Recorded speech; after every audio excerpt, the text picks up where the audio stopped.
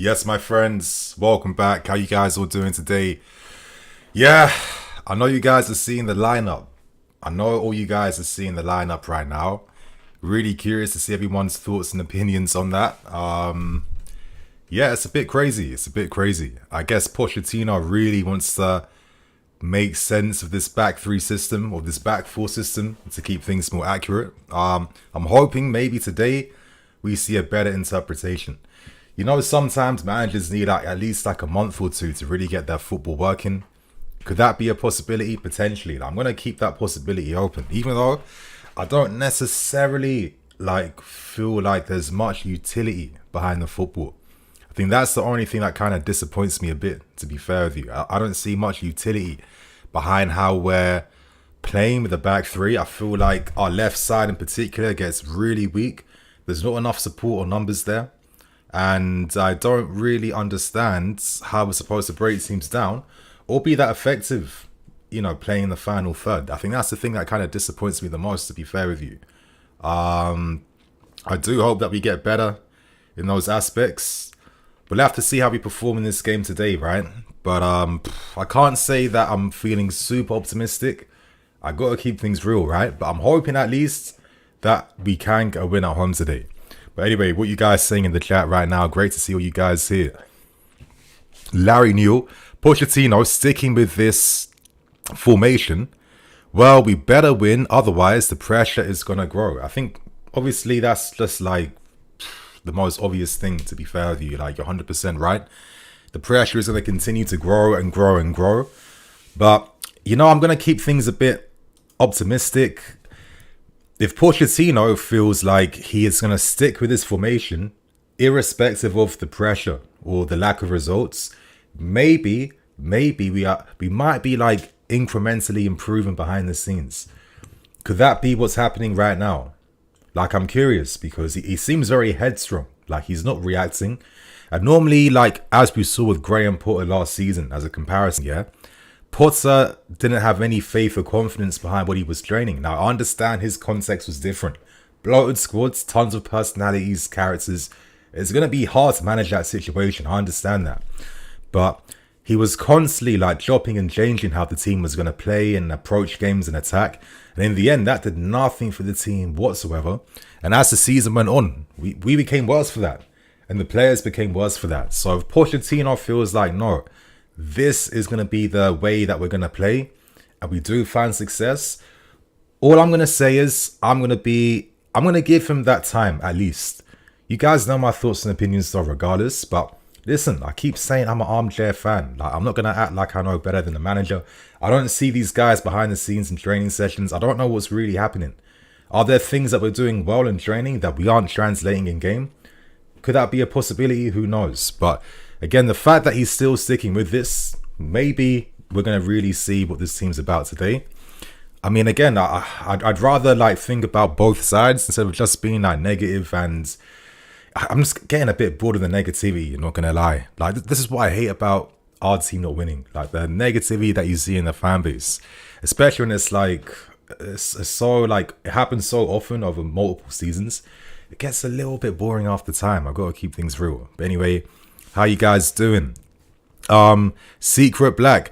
Poch is letting us down, man. JA sold us a dream, got his lengthy contract, and decided to take the piss. So you guys definitely aren't feeling the approach right now. Alex, I'm not watching this one. Alex, nah. You're a Chelsea fan, bro. I'm telling you, there's been worse times than what we're seeing right now. The fact that our team can even spend $1 billion on new players and new transfers, like, come on, it's not normal. So let's not like move like plastic fans now, you know. Moving on, Emmanuel. People hating on Gallagher are stupid. He's done nothing wrong. I feel like he's just getting the brunt of the frustration for some reason. You know, sometimes, you know, some guys, I don't know how to like articulate their football. They like to just go down to like the easy routes of like scapegoating players, and it just feels very weak to be scapegoating Conor Gallagher as if he's doing anything wrong. Like, your bias is coming out. If you can't just objectively see that he is one of our best outfield players this season, then I don't know what to say then. It means that you don't watch the game out of objectivity. You watch the game just to satisfy your ego. I get that, and I know what it's about. But obviously, it's a bit of a disappointment, of course. Obviously, I've got the Arsenal game on in the backgrounds, but again, our game starts very soon. And I'm gonna post the stream link I'm gonna be watching the game from, just so that you guys aren't gonna miss out. Basically, now I know it's a risk. But you know what can you do? Like, you'd think that in 2023, when you're paying all this money, yeah, to watch your team play, you'd think at least that it's gonna be easy to, like, you know, catch games like this, like Chelsea versus Aston Villa. Why would that not be broadcasted? Like, for me, that's just a bit of a mad one, to be fair. So obviously, I know you guys need to watch a game too, so I need to take that risk, innit? Like, what else can I do? So you guys in the chat right here, I posted a link to where I'm going to be watching the game today. Crazy. Like, it's a shame that, I mean, crap, I need to actually record the Arsenal game. I might watch it later. Thank God I can do this all from my computer though. Amen to that. But anyway, you guys, Ollie, yes, Ollie. Breuer on the bench, why is this not the main talking point? I feel like we got to be responsible. It can't be the main talking point because Breuer's only just come back from injury, and getting your match fitness is going to take you at least, like, what, another month on top. So it's not as simple as that. But you guys, quick little interruption. I know right now Angelo is doing really well for Strasbourg again today. Okay, not really well. He's doing decent for Strasbourg today, and Strasbourg have now taken the leads. Habib Jara has scored. So thank God Patrick Vieira himself realised it's time to move away from this stupid 3-5-2. Let me actually use the talent I have in my squad. And they've got 2 good results over the past 2 games now. So hopefully Pochettino, like, for me, if it doesn't work today, then I'm sorry. Like, there's got to be some re-examination happening behind the scenes, yeah? Like, that's the only thing I can say right now. Because, come on, like, I look at the bench. I'm going to put the line up here, my guys. Just give me a sec. Ooh, why the hell? Ah, crap. That's so... Okay, you guys, give me a sec. My Twitter. I need to log into Twitter for some reason. Like, I should be just logged in straight away. Give me a sec, you guys. I'm going to answer some of your questions in the meantime before I bring up the lineup, because I want to discuss the bench that I'm seeing right now, to be fair. So as I'm doing that, let me answer some questions. Okay, Alex, bro, you know what else is tiring? Watching Chelsea not get the best out of our players. Watching Chelsea managers play players out of positions. Bro, you're so right. You're 100% right. And I don't understand why we're so synonymous with, like, spending all these millions on players only to then get them doing the opposite for why we bought them to begin with. Now, you guys know I've been moaning about this for time. And this is why when people were hating on guys like Hakim Ziyech, I wasn't on board on that train here, because I watched this guy before he signed for us, for example, just using Ziyech as my example, and I know what this guy can do, and not once, rarely did we ever create those conditions for him. And it's just like, there's so many examples of players like that we've bought recently, and now we're seeing situations where you're seeing like 3 left backs on the bench on a match day. Like, I just don't understand how we find ourselves in this type of position all the time. It gets a little bit frustrating, not gonna lie. It does get a bit frustrating. Again, I still personally feel like Mudryk needs some type of support, basically. I do feel like he needs to have a left back alongside him. He definitely needs that. And I don't know why we don't create those conditions for him, basically. I think that's like the most frustrating thing for me. Levi Cole playing this left back role. Is that even getting the full best out of his game? I'm not too sure, to be fair with you. Like, I don't necessarily understand that one. But Pochettino feels like maybe he wants to have, like, you know, 4 strong defenders in his team. You know, he wants to have, like, you know, guys that can defend from set pieces. Because, you know, when you're a big team, you're mostly going to concede goals from counter-attacks and from set pieces. So I understand why managers respect those details. And I actually remember it was Maurizio Sarri that put me onto that detail when he mentioned, like, the benefits of having Marcos Alonso playing left back when the whole fan base wanted to see Emerson at the time. But Sarri, when he first started, was like, no, I need the height to defend against set pieces. So you guys need to bear with me. And in the end, especially the second half of that season, our football started to make a lot more sense. You know, we looked a lot more powerful, and we just looked like a more well-drilled type of team. So, you know, I think about these details, and I try not to be, like, too, like, egotistical. Is that even the right word? Probably not. but I try not to act like I know everything. You know what I mean? Because that's definitely not what I'm about. So, anyway, my friends, finally, I've logged onto Twitter, thank gods. Let's look at this team sheet here in more detail. I guess Caicedo, it was the only surprise. I thought maybe he might not be fit enough, but I guess you don't want to let the team know that, you know, the most expensive player in, you know, British history is going to be playing against you. I'm hoping Nico gets more support today. That's the important thing for me.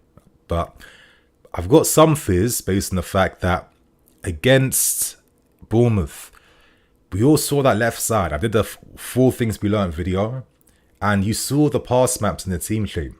There was no symmetry. Like the right side had the connections, the left side had none. And it just felt like it was like that because we didn't have a left back supporting Enzo and Mudryk on the left hand side.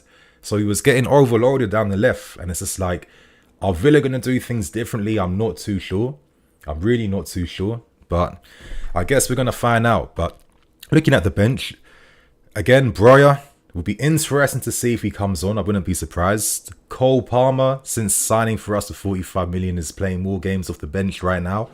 And then again, I'm looking at 3 left backs and Kukurea, Ben, and Ian Maatson. Fair enough, Poch. But I got a super chat here. Rigo Park, how you doing, bro?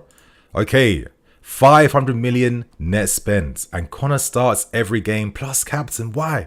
Standards are low and dropping. Poch misprofiling players. Nothing. Nah. You guys need to explain to me what Conor Gallagher's doing wrong. Is it just his name? You guys? You need to give me some proper footballing reasons as to why Conor Gallagher is this calamity in the team, when everything's showing. Not even with his performances on the field, but statistically, he's one of our top 5 outfield players this season.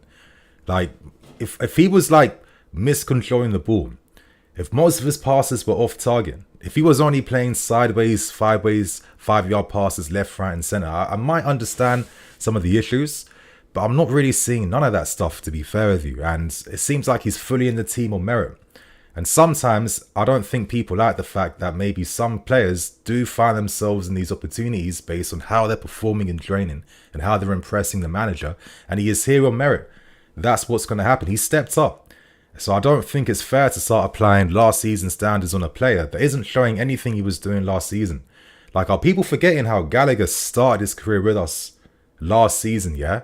He looks a complete shadow of himself right now. I mean, I remember all the miscontrols, yeah? The passes that were getting intercepted like crazy, you know, putting pressure on our back line.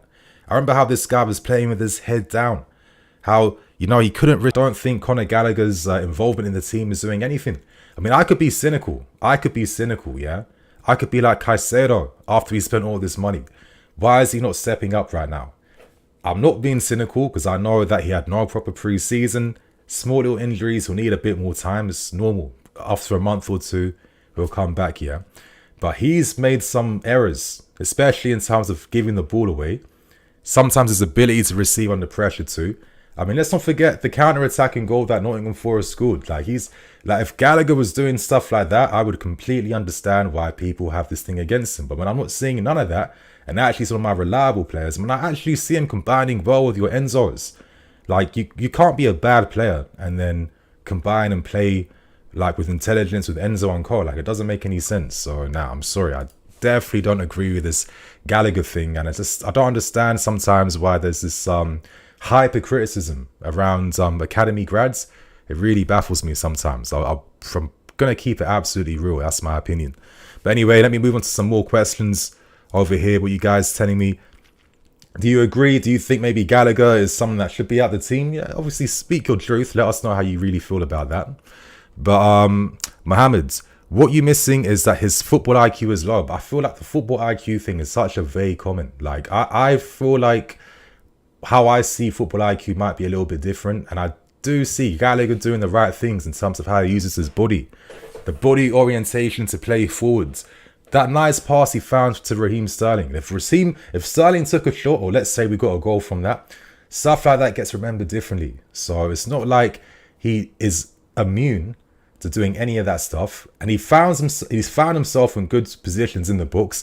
I'll criticize him for not doing better, and I still think against was it Bournemouth when he had that opportunity, he should have taken out his feet a lot better to take that shot on goal. So again, I'm not really seeing this thing about no football IQ, because he'd be in terrible positions, he'd be doing nothing. So I definitely don't agree with that one at all. Especially when how many nice passes was he finding to Gusto and Raheem Sterling against Bournemouth? Those nice little reverse passes between the lines. So yeah, I don't agree with you guys, man. Renegades. Gallagher's best position is an 8. I mean, he again against Bournemouth, it felt like him and Enzo played more as 8s in that game. Heber. The only thing that bugged me about Connor was the final pass he played in the previous game. Everyone's messed up a final pass. Even Enzo a few times to Nico Jackson. I mean, it happens. But again, I think Gallagher's in the team for the balance he brings in terms of offensive balance and defensive balance. You know, I'd rather my Enzo, I'm going to hold Enzo to a higher standard for things like the final ball, to be fair, because that's what he's in the team for. So seeing Connor, Enzo and Caicedo midfield 3, let's hope these guys can really dominate the midfield today. And I want to see what these guys do in the final third collectively. Yeah, Rejo Park, agree to disagree. Yeah, for sure, man, for sure. Transmit. Man City will be invincibles this season. And like when I saw them easily dissect Nottingham Forest in like 15 minutes, you don't understand the frustration I was feeling. Like, you know, they're like a proper football team. Like how the fullback will make the run in behind on the right hand side, and then someone from deep plays that over the top ball, that diagonal pass to find them. That's how you cut through the lines. Not cut through the lines. That's how you break down these low blocks. And then they have this telepathic understanding with Haaland, where Haaland always drifts to the far post for nearly every single goal. Like, that is a proper team that knows how to play together. And I just feel like, I don't know what it is with us, but our final third play is not good enough. I think the relationship between the players needs to improve. You see bits here and there. You know, sometimes Mudryk and Jackson will do some nice link up. Sometimes on the right hand side, Raheem Sterling will link up nice with whoever's playing in midfield there, or Gusto. But as a whole team, it's not fully united. I feel like what we do on the right hand side doesn't help the left, and what we do on the left doesn't help the right hand side. So we definitely need to improve on that. Maybe Nicholas Jackson can do better things to find himself inside the box more. You know, maybe the movement sometimes can definitely be worked upon. And, you know, just little details like that. Is that why Pochettino now is kind of changing his tune-up of, okay, you know, during pre-season we're here to win the league, and we're Chelsea, that's the expectation. And now it seems a bit different. Now it seems like, oh, okay, reality is like literally kicked in right now. And he's realized, you know, we're probably not going to win the league. Obviously, keep the ambition high and let's secure Europe. But moving on, Robert, spot on Nini. Gallagher deserves his place. Only player with identity and is playing well. Yes, Merlin. Gallagher has a lot of potential. We've seen the bangers he can score even in pre-season. Just wish he wasn't utilised like this. I mean, I think how Gallagher's playing now is probably the best way to use him. And last season, he was playing games as a wing-back, as like really deep in the pivot, sometimes as a 10. But playing this 8 role under Pochettino gives him more license. And he, you know, again, I think he's been doing good. So yeah, I'm not really agreeing with the people saying that he's some type of liability at the moment. Ozita, Chelsea fans need to relax for real. The team is going through a transition phase and will come good surely. I mean, I agree with your sentiment. I really do. But I can also understand why maybe certain Chelsea fans are a bit tired of hearing about transition phase, because we've been in a transition phase since like the 1920 season. Like, it's been non-stop transition. And how do we transition away from that phase now? I'm finally hoping this will be the final transition season, but fingers crossed, right? I mean, we've always hoped that, and the results have always been a bit different. Moving on, Jiren. Enzo isn't even a 10. He's one of the best 8s in the world, and we aren't utilising him right. For sure, he has been used as a 10, and I haven't liked it. Against Bournemouth, it felt like he was used more as an 8 though, because his position was deeper. Like, if you look at, again, because I'm the nerd that does all my, like, tactic stuff after the games, right? So before he was a bit closer in terms of his positioning to a Nico Jackson. But now it's a lot deeper, actually. So I do feel like Pochettino has made that one tweak there, to be fair. And, you know, maybe, like, when Enzo started the season, he was on the right hand side. And the point I made in my last video, breaking down the Bournemouth game, was that he had Gusto and Sterling as options. He had two guys around him who is more on the heart of things. And on the left hand side, because we don't have Levi Colwill pushing forward past the halfway line, it's a lot more isolated there. So it does feel like his influence on the game, it does kind of like fall down a little bit, because the same options around him don't exist on the left hand side right now. So this is my main frustration behind why we don't use an actual left back, especially when we have three pretty decent left backs. You know, I don't think we have crap left backs where they're going to like cost us games every single week. I mean, they've all had success outside of our clubs and had success in their careers. So I don't know. It's a little bit frustrating, especially when it feels like we could be benefiting more from Cole's ball playing from central areas. But I don't know, man. Let's keep seeing how it goes. Maybe we might see something different. I'm praying that I might be surprised in this game today, and I might see something different in the system. That's what I got on me right now. But like I said, I'm not feeling that optimistic. My lord. Anyway, where do I watch the game? My friends, I got you. So you know what I'm going to do? I'm going to pin the link on the top of the chat right now. So please, I'm going to take it down when the game starts. You guys, it's a pin message from me.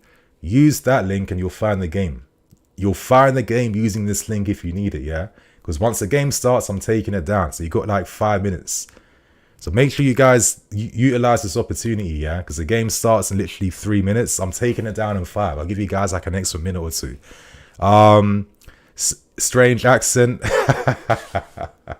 I mean, that's not the first time that I've... like, people normally actually say that about my voice. Like, they normally say I sound like a radio guy, or like I've got a weird accent. I think I do have a bit of a weird accent. I don't know how I got this, to be fair with you. I don't know. But anyway, okay, Jaren. Still though, when Reece plays, we can play any formation. We're so reliant on the right back after spending so much money disappointing. I don't even know if Reece is making like... I mean, I guess Reece's quality is that good. I think Gusto's been... he's not been bad at all. I've not seen anyone get past him down that right-hand side. I feel like... maybe... I feel like he... Not that he plays on second gear, but a few times he finds himself 1v1. I feel like Gusto thinks in his head, I don't want to give the ball away instead of attacking the space and taking his man on. I think he's good enough where he can do that. He's got the footwork. He is silky. You know, he's very skillful. Utilize that a bit more sometimes, you know. Okay, game is broadcasted in Australia, but not in England. I know, it's actually ridiculous. Like, yeah, of course, the Arsenal game's starting really soon.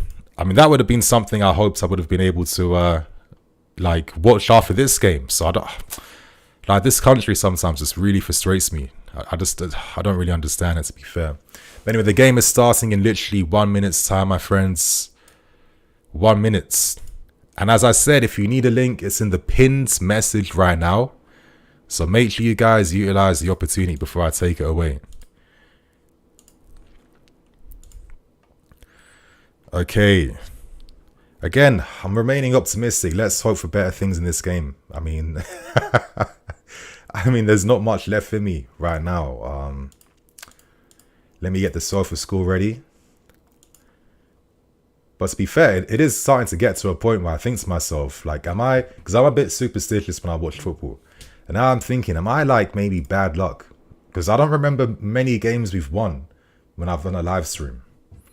I don't remember many games at all, to be fair with you. So I feel like if we don't get a win before this month ends, maybe I might have to stop the streams entirely. But anyway, come on, hurry up, Virgin. Let me just record this goddamn game quickly. Because I'm curious to see like how Arsenal and Tottenham play. So I am gonna... Shit, I don't think I can even. Okay, you know what, you guys? Give me 1 second because the game's not starting yet. I'm gonna come back real quick.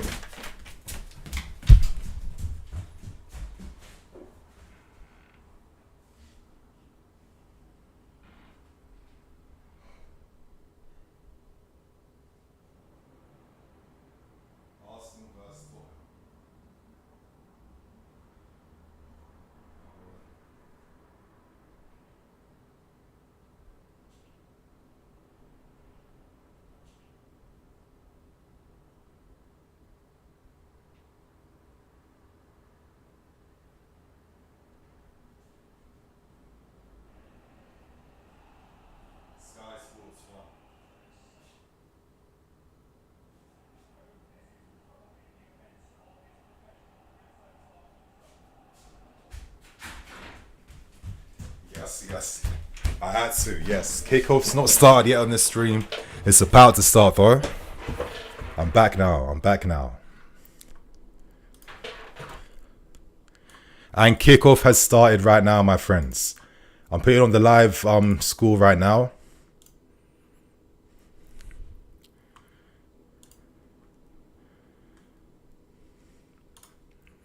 Okay. I mean, let's hope for better things in this game. Honestly, let's hope for better things in this game today. We're playing at home. I'm hoping the team will feel a bit more confident.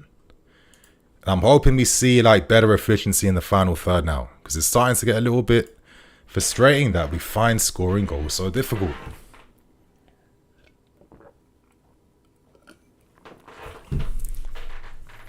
Okay, bro, I'm from South Africa and I can see all PL games legal. What the hell is the UK doing? Bro, it's all about the money in the UK.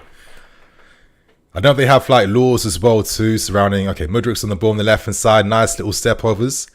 Oh, nice little clip ball. Finds Enzo on behind. The first touch should have been better, but he has the ball. Who does he find in the books? No one really. Okay. But you know what? I'm liking the fact that Mudryk now is showing a bit more flair in this game. You know, he's not too scared to do a few step overs or a few flicks. It's nice to see.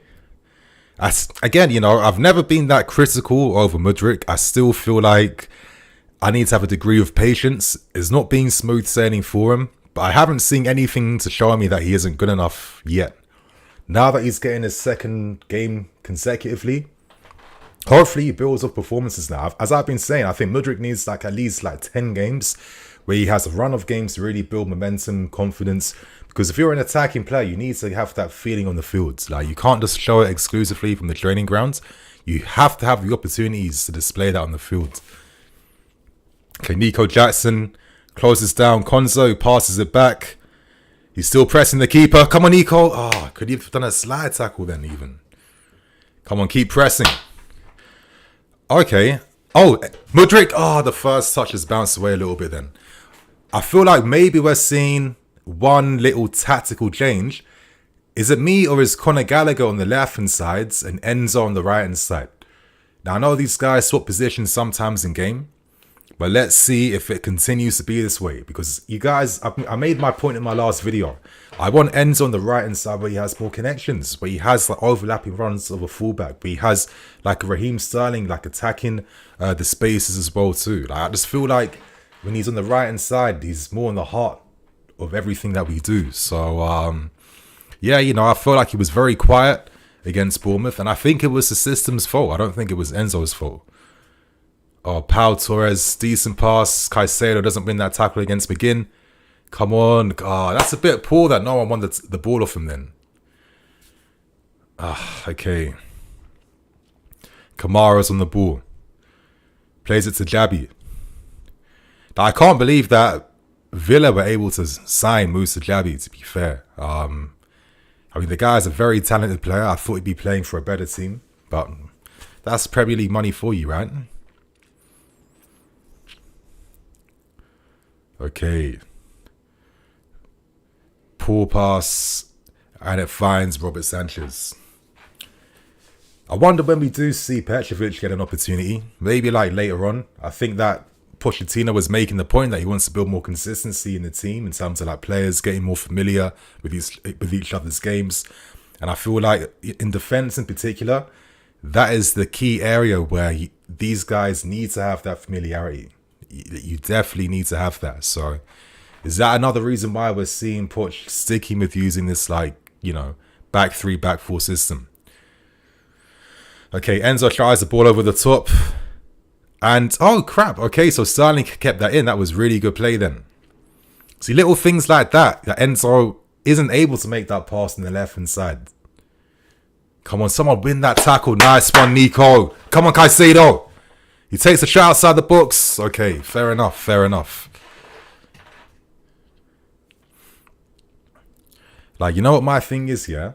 I'm really hoping that Caicedo can maybe evolve to become like a Michael Essien figure in the future. I think that obviously he plays for Ecuador. He has a bit more attacking license and he has more to his game. I do feel like as he gets older, when he's like 23, 24, 25, I'd love to think he can evolve to even be more complete in midfield.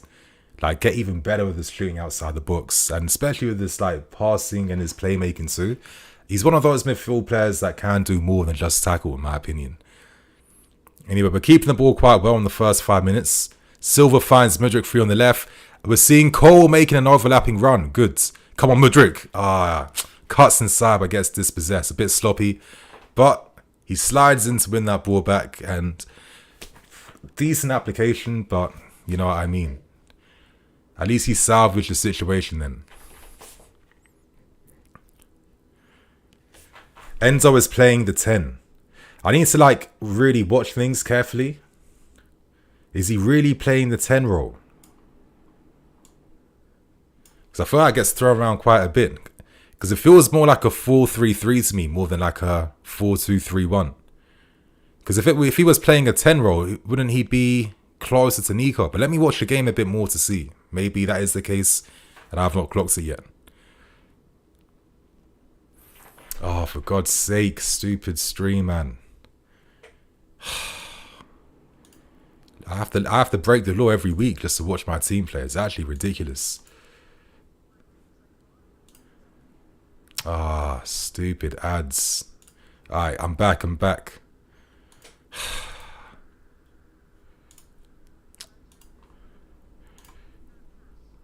Okay, Cash.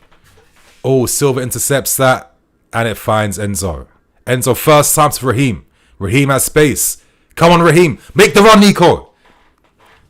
Yes, good ball. Now get inside the box. Far post. Nico, man. You had to burst in straight away, bro. Like, I felt like he paused his run for no reason. And then he only realised afterwards, but it was too late. Like, if that was Haaland's going to the far post straight away. Like, see right there. He made the pass. He's watching the ball instead of like running into position. Like, he got to close off then. But yeah, exactly. I think Jackson's link up really is good. And I just feel like there's a lot of, factors in this game, which really gives me confidence that this guy can develop to be something in the future, right? Oh, the Sassy wasn't able to connect properly. But he shows some decent like presence when it comes to attacking these corners in the ops box. Anyway, back to Gusto.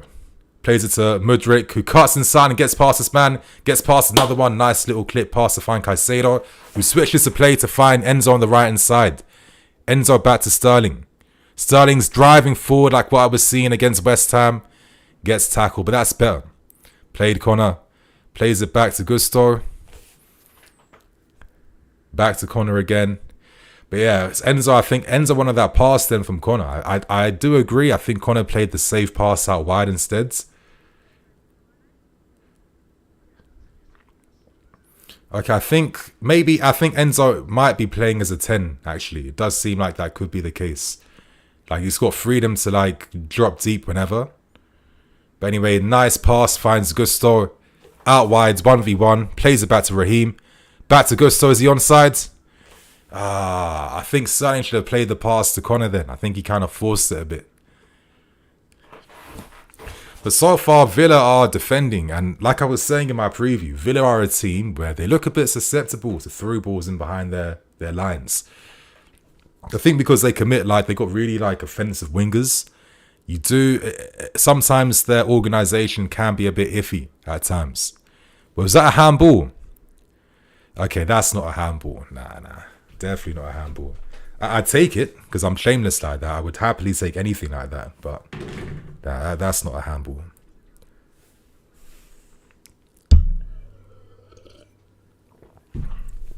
I like it that we're closing them down really high. Being a lot more aggressive. Cole wins that nice little cushion header to find Caicedo. I mean, Cole was just so, like, at 20 years old, it's stupid how good this guy is. At 20 years old. Yes, Gusto. No one finds it then. Come on, Disasi. Poor first touch, but quickly recovers that. Finds Thiago Silva. I'm liking the positioning. Like, our defense isn't behind the halfway line. Like, we're looking quite compact. We're finding Gusto again. He finds Enzo, but the pass wasn't that great. I felt like Gusto didn't really... It was bobbling. It was bouncing. Come on, close him down. Luis finds Cash on the right hand side, but I think we've covered the zones quite well. Playing it backwards. I mean, how are you guys finding the first 10 minutes so far? Like, not any shots, of course. I mean, Man City were 1-0 up against Forest at this rate. But, yeah, it's been a decent start. Okay, what you guys saying in the chat real quick? Jeremy Ping Pong. I've defo just got a virus by trying to watch the game. I hope not, bro. Hopefully you got the ad block.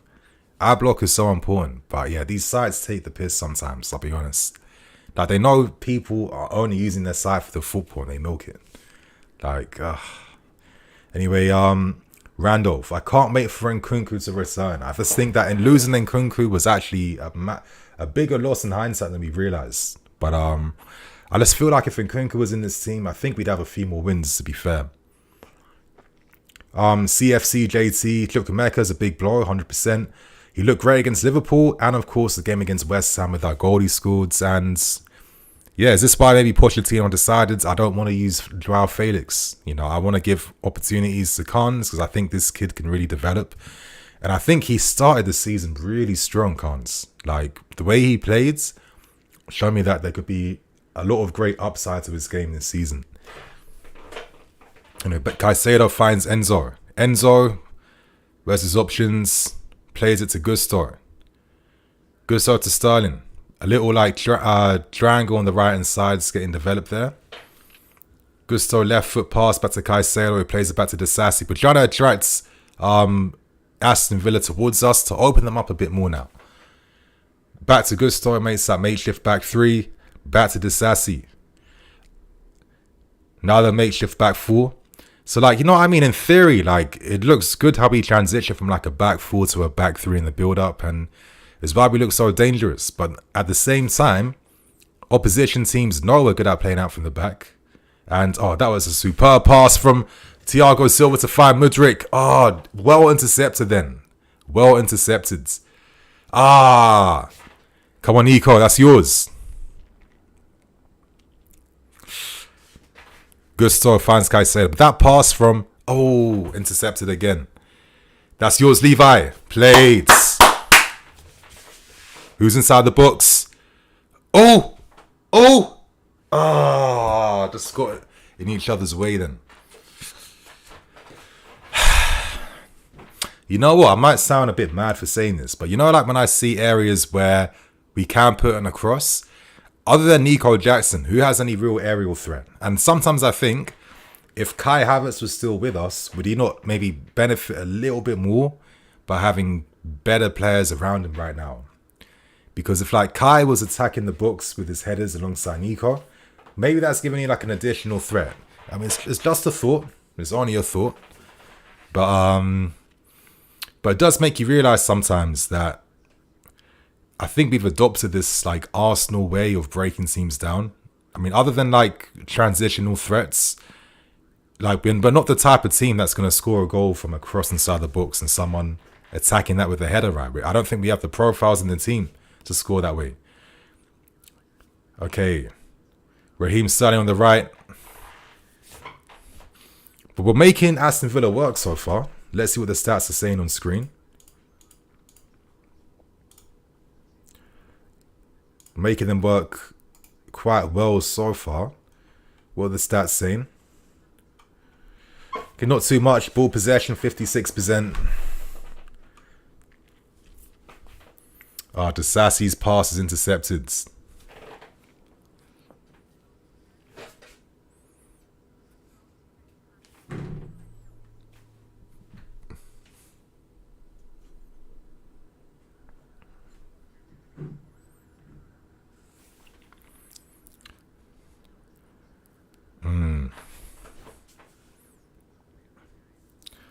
Konza carries it forwards. Yes, Nico. Is that a free? Makes sense. What's the detail saying though? Where's the expected threat? Like normally they show that right now. Yeah, where's like the expected threat and all of that good stuff?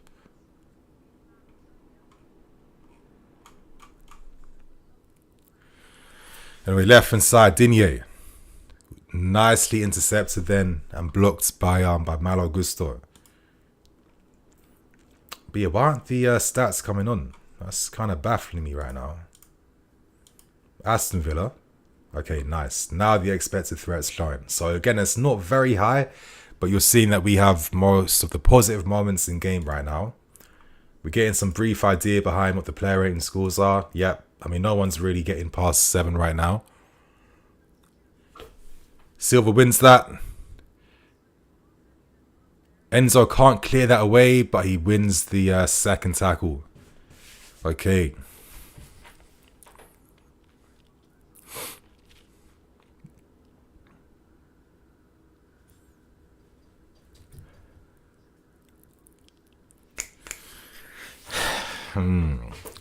Long throw. Easily dealt with by Caicedo. Nice little clearance with his head. And now counter-attacking moment. Jackson. Raheem Sterling. Mudrik's bursting forwards. Nico. Ah. If he had got past Kamara then, he's releasing that pass to Sterling. He had to take the risk. Listen, he got dispossessed, but I get it. He had to take that risk then. Right. Nah, Luis did that too easy. Ball over the top, dealt with quite easily. I think that Villa's threat will be a bit similar to ours, actually. You know, Watkins likes to, he likes to move in the channels. He likes to make those runs and behinds. I think we're limiting their threats so decent so far. But anyway, Mudrik's on the ball. Oh, unlucky. I think Kamara is playing quite well for Villa so far. He's actually blocked a lot of stuff against us.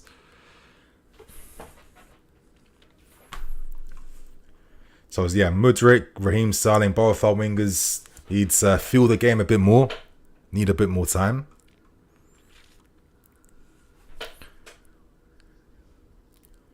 Okay. Colwell's very aggressive and tight to Jabby. Good defending. I think Rudiger would have been impressed by that, to be fair. Kamara on the ball. That's it, Connor. That's yours. Connor. Played. Good.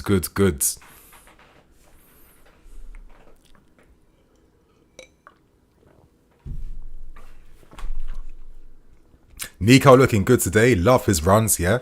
I'm liking Nico's work off the ball. Like, he's dropping deep. He's looking to help win the balls against Villa's midfields. Like, it's good that he doesn't shy away from that type of stuff.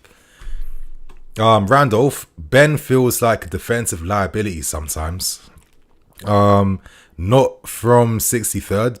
Ben is in horrible form, which is why he's been dropped. Fair enough. Nico does too much defensive work. I get it. But, it's still important for a striker to put that work in. But yeah, this definitely is like a 4-2-3-1. But I think Enzo has the license to drop deep on the left-hand side or the right-hand side. Just help the midfield out a bit more. Okay, now time to defend a set piece. Like, every time it comes to that little moments like this in game, like it does, I always feel a little bit of tension because I've seen too many games where these details, they catch us out time and time again. Come on, you guys, defend this. Luis taking the corner, in swinger from the right hand side. I want to see people communicating, picking up their men. Like, no sloppy mistakes like that West Ham goal. Like, please. It looks like it's a manageable situation. Near post, it went for. Nicely blocked by Levi. Oh, my lords. Oh.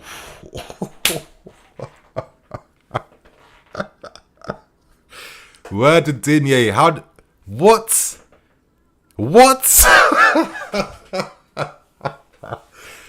My lords. Wow. That was... What a save from Robert Sanchez. What a strike from Digne. Like, this is what I mean by the Premier League. It just... This is the type of quality that can just, like, get you just like that. Flipping hell. Nah, that was tense. Near post defended. Defending again by Nico. Well played. Forced them back.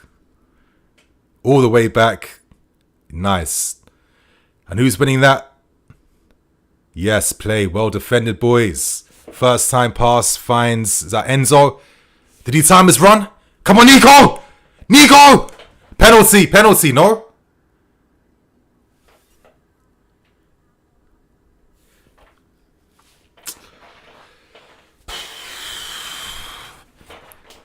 I need to see that replay again, my guys. First time pass from Enzo, I think. Times the run. Oh no, he's offside. He's offsides, yeah. But I like the run from Sterling. Like, see what I mean? I just feel like there's all these details where no one understands each other's game in moments like this.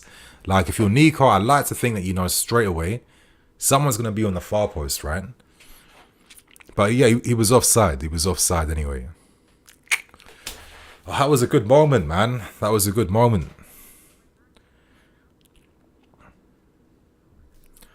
Okay, who's applying the pressure? Yes, Mudryk. Played Mudryk. Like, Mudryk needs to get some credit too, because like he's really stepped up with his work off the ball. Like, you know, I see why. Okay, Raheem. Raheem, bro. Yes, Caicedo. Thank you. Back to Gusto. Who's in the books? 1-2. Wait. Flipping hell. I can't even like talk fast enough to catch up with what's happening on field. No foul, ref. Oh, come on, man.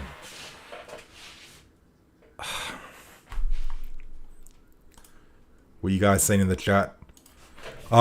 We would be stronger offensively if he was passing from the centre-back position at left-back. He's just average by comparison. Enzo number 10 is ordinary. I get you. But it's one of those, it's like a 10, it's just a weird one. Like, he's obviously playing 10, but it feels like he drops a lot deeper on the right-hand side and left-hand side. Like, he doesn't really play close to the striker or anything like that. Anyway, hopefully he walks off that little knee knock right there. Defending with like a 4-4-2 at the moment. I think Enzo needs a bit more time, but well won by Conor Gallagher. Nice little cut by Mudryk. The first touch is a little heavy then. But you know what? Positive things like that I want to see. Like the fact that he's not just passing the ball and just like, you know, not looking to attempt anything. Like, I'd rather he make some mistakes, knowing the fact that he can improve in these moments, right? Close him down.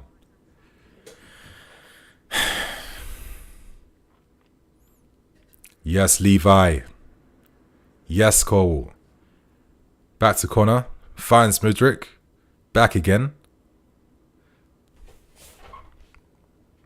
I think Caicedo's looked pretty decent in the game so far. Enzo ball over the top to the right hand side. Gusto in space. What does he do? He just holds the ball a lot. Plays it back to Enzo. Back to Enzo again? Probably, yeah. Now we're playing it all the way backwards. You know what I mean? I'm looking at Enzo's like body language, and like 2 or 3 times he's like pointing forward. Like, why did he play it backwards? You know, like, Gusto, could you not have attacked the space then? Like, this is what I mean by just being too methodical at times. Like, too methodical. Like, I don't... It's a bit overkill sometimes, you know? Oh, Mudryk! Come on, Nico!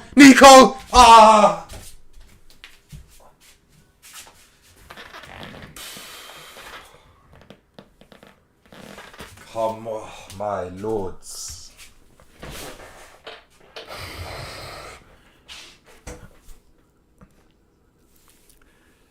That was just perfect. Did you see how Gallagher makes the run out wide to the left?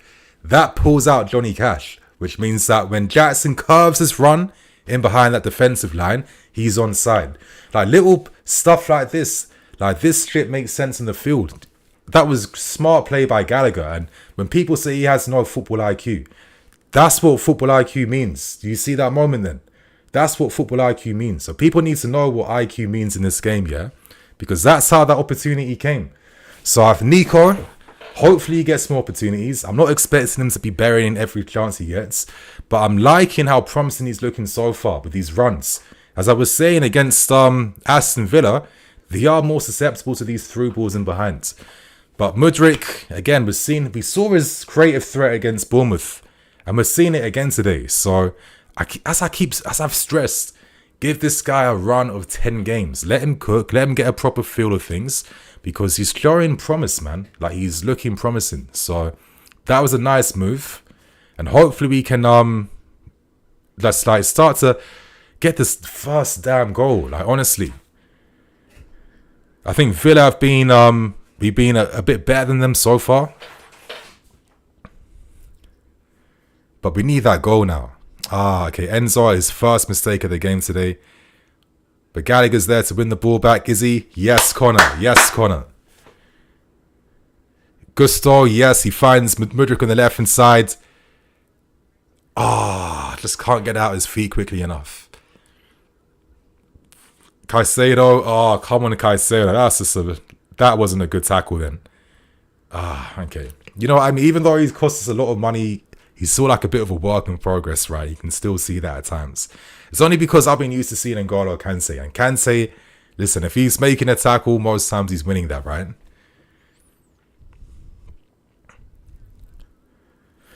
Okay, Bournemouth goal as well. Yeah, Nico and Mudryk getting dispossessed so easy. Listen, at least these guys try and do positive things on the ball. They don't play the safe pass backwards. They're not methodical.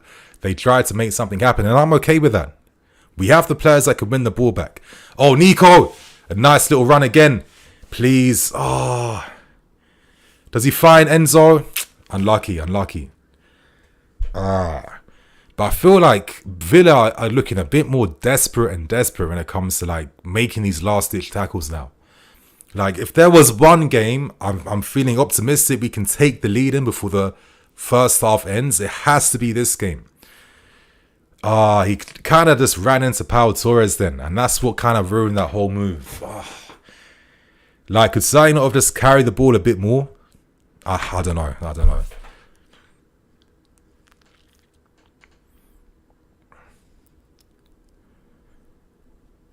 Okay, but we're really pressing them high.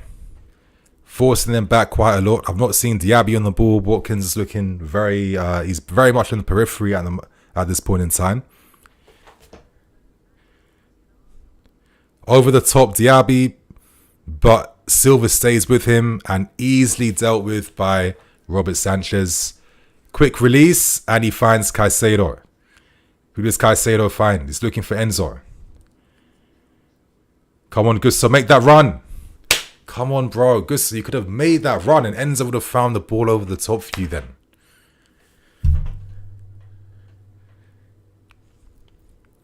Okay, back to the defense.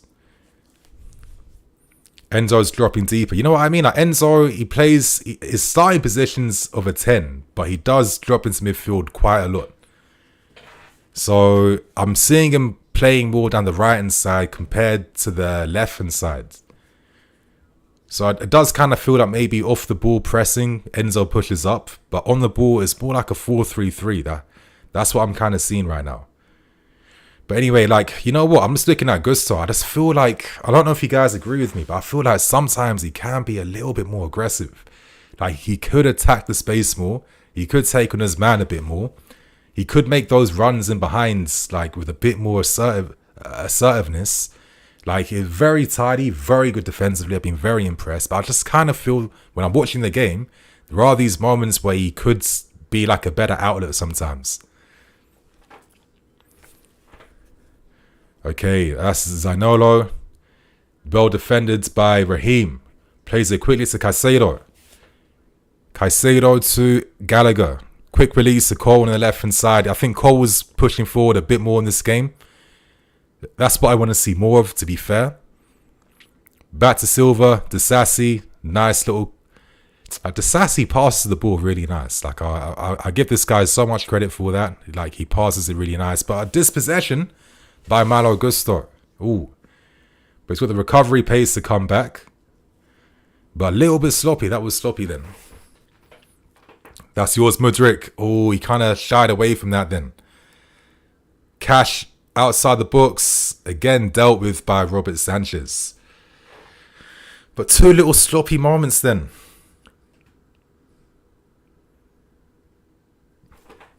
That shot deflects off Levi and Robert Sanchez was there to deal with it. But I think Sanchez was very good against Bournemouth, and I think he's starting the game against Villa really well. Super save against Digne earlier on. And he seems to be like finding new form, and this is why he's in the team so far over Petrovic. Like, I'm still curious to see what Petrovic does, but at the same time, I don't think Sanchez is doing anything wrong for him to be out of the team. I mean, Disasi, Enzo's now moved to the right hand side. Ball in behind to find Raheem. Oh. Like, it's one of those games though where do you guys feel like maybe like a Cole Palmer, if he was like just between the lines as like a consistent presence, could it not help the team a little more, you know? Maybe as the game goes on, and if we aren't winning, I'm probably taking off Connor. I'm moving Enzo deeper alongside Caicedo, and I'm bringing on Palmer to have that presence between the lines, to connect the attack a little bit more. I feel like so far I'm only seeing Raheem Sterling and Jackson by themselves in behinds, and I feel like one more player close would make a big difference. Anyway, Enzo pressing up front alongside Nico. Gallagher covering the shadows. He's joining the press too. Like, we are pressing high, we're being aggressive. We're forcing Aston Villa wide at the moment. Closing down passing angles. Okay, they kind of play through that quite well then, Aston Villa. Plays it back to Luiz. I think Villa's midfield and Luiz and Kamara, I mean, that is a very good pivot to have. I mean, yeah, these guys are quality, to be fair. Especially Luiz. I think he's definitely he's one of those guys that gets better each season. Like, if the Premier League wasn't just so competitive, like, they're the type of guys normally that go to like top 4 teams. But I think, yeah, teams are absolutely stacked right now in this league. And I think this is why Villas have the opportunities to have great players like Luiz and Kamara in their midfield. But 32 minutes so far. Looking at the stats real quick. Not really testing their keeper enough. And that's been the story of our season so far. You guys can see the average positions on screen right now though. Let me put it up here.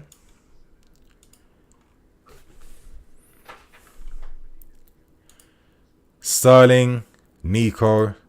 Mudryk's a bit deeper at the moment. Sterling's the one that's really like triggering those runs in behind just to stretch Aston Villa. And I'm guessing the plan is to have Mudryk and Nico Jackson making those supportive runs in behinds, I guess. But I'm liking, look at Cole, look at Malo Gusto. I like the fact that at least we have more presence. Maybe that's because we have like this little box 4 here in Connor and Caicedo alongside Disasi and Silva. But anyway, well dealt with again from the set piece. Who wins that second ball? Enzo? Ah, okay. I thought he was going to give away the free kick then, but good. Is that not a free kick to us? Fair enough.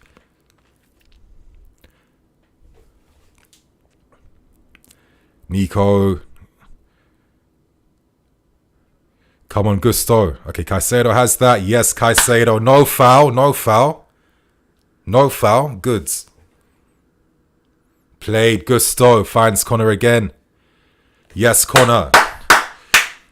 That's just what I mean. Like, has Connor not played like this all season so far? So it really baffles me that people will still think he's a liability, has no IQ, he doesn't know how to play football.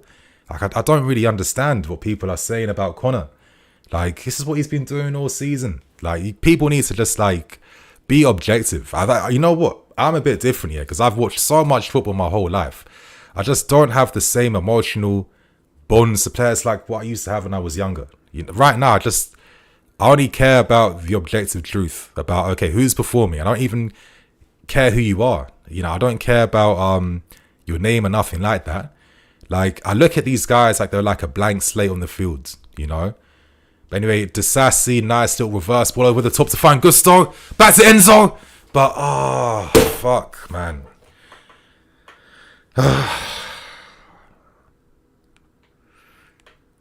Like, am I expecting Enzo to be getting that on target then? When he like opened his body up? I don't know. But again, that's the run I want to see more from Gusto. That type of run. I want to see more of that. I think Enzo, I don't know. It just feels very reactive inside the box, right? Like is it like a lack of confidence or something? Like the composure that you see outside the box, it doesn't translate inside the opposition box. Like everyone's a lot more reactive. Like no one has that composure. And yeah, time wasting. But again, that run from Gusto, I want to see more of those types of runs. And when I see Man City breaking down Nottingham Forest, is Kyle Walker and co not constantly making that third man running behind? Like, how else did they beat these teams? Come on, close them down. Come on, Nico. I feel like Nico has heard what Pochettino said. He's not looking to get a yellow card because otherwise he'll get a suspension. So I think that's why Nico is not really committing when he doesn't have to. So I understand that. Cole kind of saw Connor a little bit short then, but Caicedo with the tackle.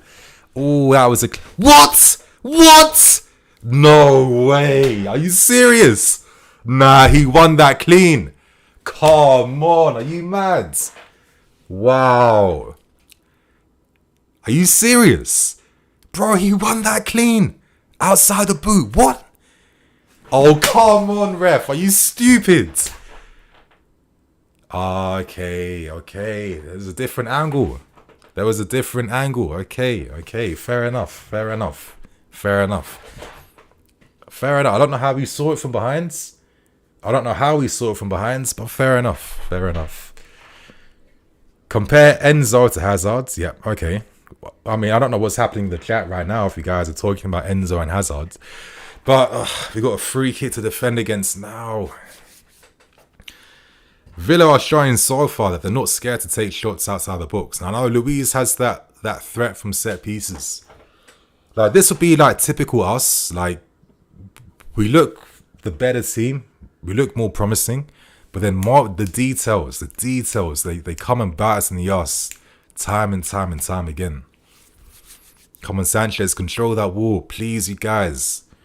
No sloppy goals. Like, if Villa score against us, it has to be well earned. Or it has to be a wonder goal. I'm sorry, not set pieces today. Come on. Keep that wall tight. Okay.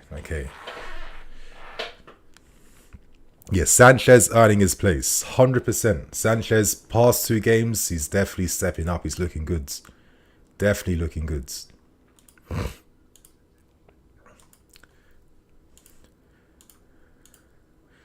feel like Cole was getting a bit deeper now.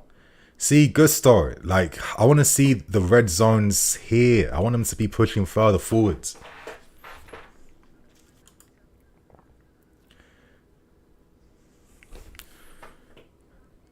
Oh my God. Sanchez again, my lord.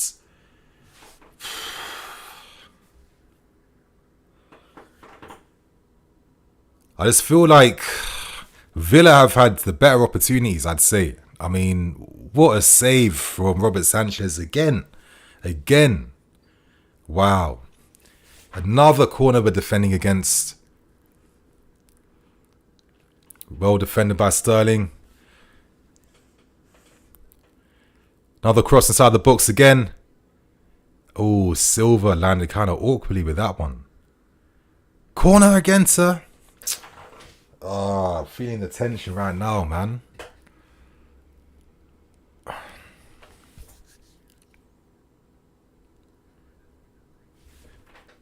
Like, is that not a free kick, though?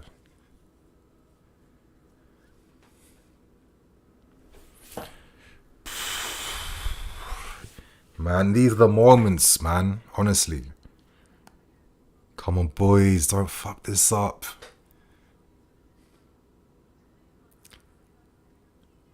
Fucking hell. Dino with these shots outside the box.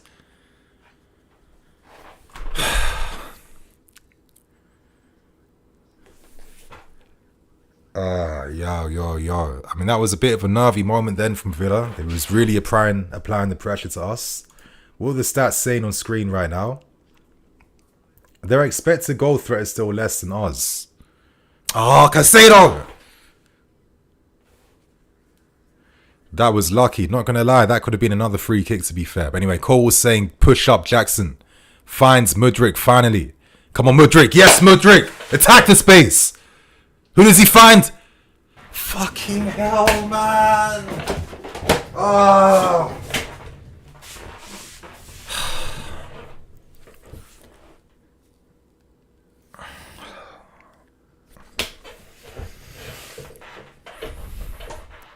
Line breaker ends up from Silva to Enzo. Oh, nice little skill. Please. How?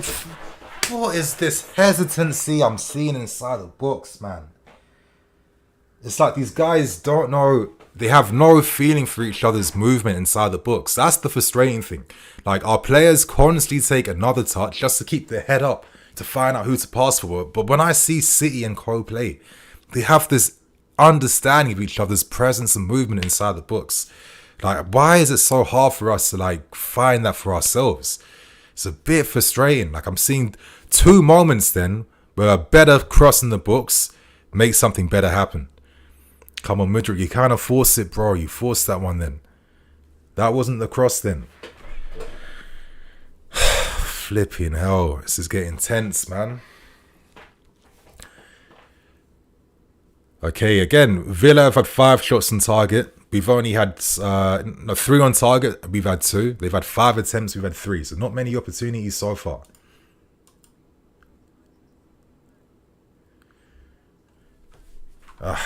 This is getting tense, man.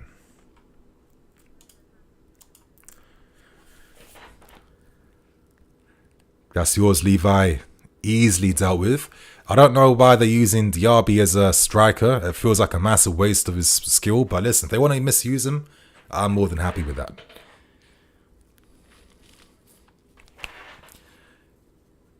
But anyway, Sanchez so far, probably our best player this half. What do you guys in the chat say? Robert Sanchez, best player of the half? Let us know. Anyway, Gusto, well defended, blocks that. Quick pass to Enzo, first time to Jackson, running behind. Good, Gusto, that's yours. Mudryk, get in the box, man. McGinn. Non-stop interceptions by McGinn, Kamara, Luiz. Like, we keep making that moment against Aston Villa, but we're not taking advantage. Like, see what I mean? They're high line. Like, we should be peppering this team right now, honestly. I feel like when Mudryk, for example, he's just always so deep that he has to go on this like mad 50-yard run just to get near the box. Okay, back to Sterling. Ball in the box to find. Yes! Is that the sassy? Oh my God. Bro, of course our defender has more goal threat than our striker though. That typical Chelsea Football Club, of course. But, yo. I need to see that again. Yes, Villa. Oh, yes, offside. Ah. If only Sterling played that cross maybe to Enzo, who found like he was in the right space with that run then. But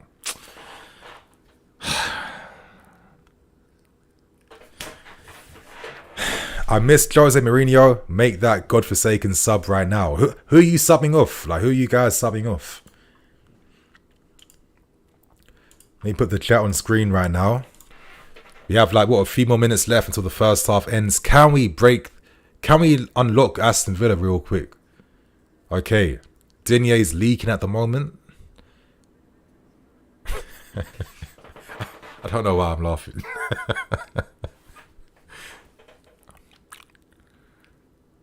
Yo, leaking heavily. Like, get him off the flipping field then. Yeah, get this guy off then. Come on, Digne. He kind of had that coming. Like, he asked for that, I'm not going to lie. If you're going to defend like that, expect the contact, no? Okay, Timo would sort it out. Wow, Pulisic would sort it. Breuer for Jackson. West Ham goal. Well, come on, Sterling. One moment of magic. I want to see more presence between the lines, ideally. You know, I feel like there was one more connective player. I would do that. I would take the risk. Listen, Gallagher's played well, but I'd probably sub him off for Enzo just to have Cole Palmer on the field, to be fair. I feel like we need someone who can, like, you know, like play that pass in behind now to find some of these runs. Okay, Broya second half. No Palmer. It's a disgrace. No, man, Connor is doing what he does best. I know what you mean. He is doing really well. He is. I'm just thinking that if I had to sacrifice one more midfield player, I'm probably keeping Enzo on the field. Like, I need to score a goal, right? And I think Caicedo... Listen, it's Caicedo. Nah, that's not a... Shut up, McGinn. Trying to say that's an elbow from Sterling then. Nonsense. Yeah, get him off. Get him off.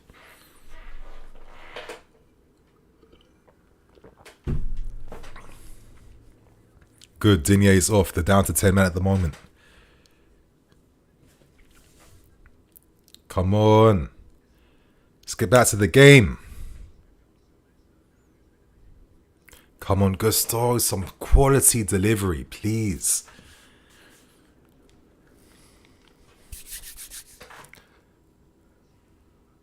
Yeah, I don't know why I even said that. I thought it was a lot closer to goal for some reason. Oh, Silva balling behind. Finds Raheem. Oh, first time. Ah, is that a corner at least? But that's the type of passing from deep I want to see. Those long diagonals in behind their lines.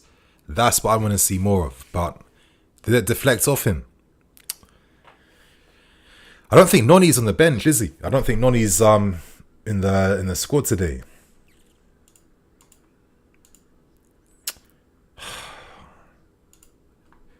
No, I don't think Noni is. Palmer, Washington, Broya, Matson, Ben, Cucurella.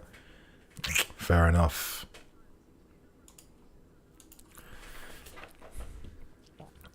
Look at that. I mean, Martinez is really wasting time in this game with these goal kicks. Like I'm not seeing the referee apply any pressure to him, Sue.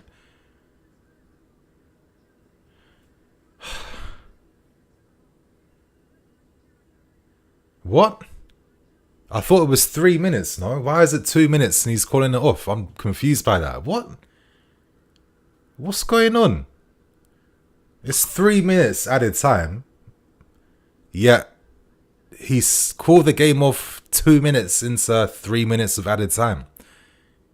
Was there like an error? What was that about? What? Are you guys as confused as I am right now? I'm confused because I could have sworn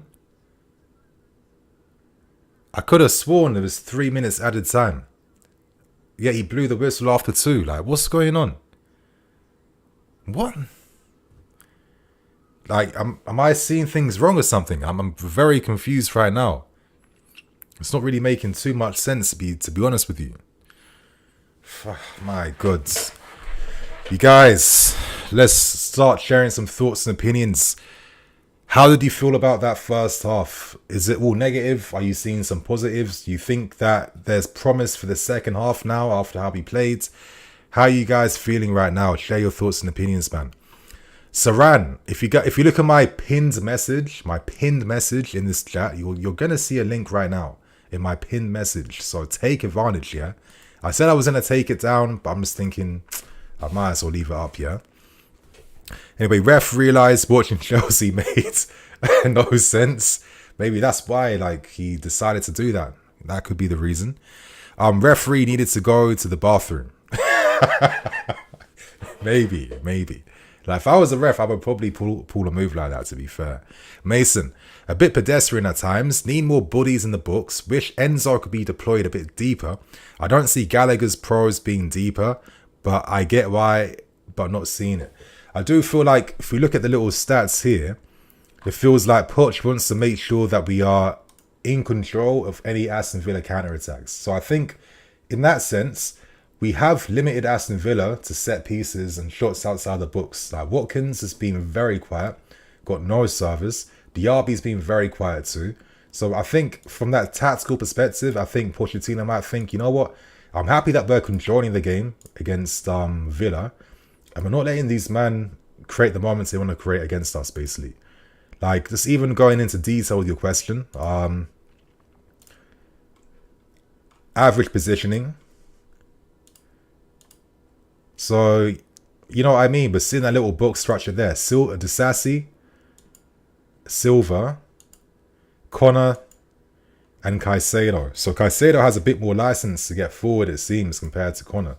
I think Connor's made some like very good defensive tackles, a very good like intelligent movement. Like for that opportunity where Mudryk played that reverse ball to Nico, that was all because Conor Gallagher dragged Cash out wide.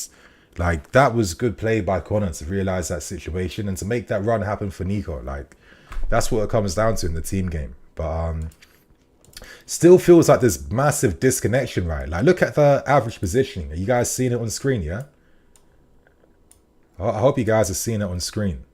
Okay, sorry, why is it just so low down where no one can really see what's happening? Sorry, you guys. Yeah, let me just move it a bit higher. Makes a bit more sense. But yeah, you can see the average positioning is heavily skewered down that right hand side. But my thing is that if the game plan is to have us play more down the right hand side to free up the left hand side, I just feel like Mudryk's too deep and far away for him to be like a useful counter-attacking option or an outlet down the left hand side. Like he's always doing these mad long runs and he's getting nowhere near the books. Now look at the box presence from Sterling, for example. Look at the heat maps of Sterling on the right hand side. Even Nico. But I think Mudryk's very like he's not really having any presence to really help us in that sense. But anyway, I've got some super chats. Let me answer them. Best Sam, thank you, bro. Always supporting the channel. Really appreciate that.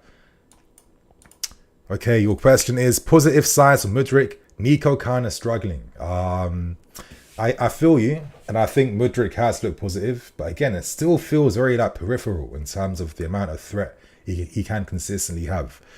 Simon, yes, Simon, thank you for the super chat, man.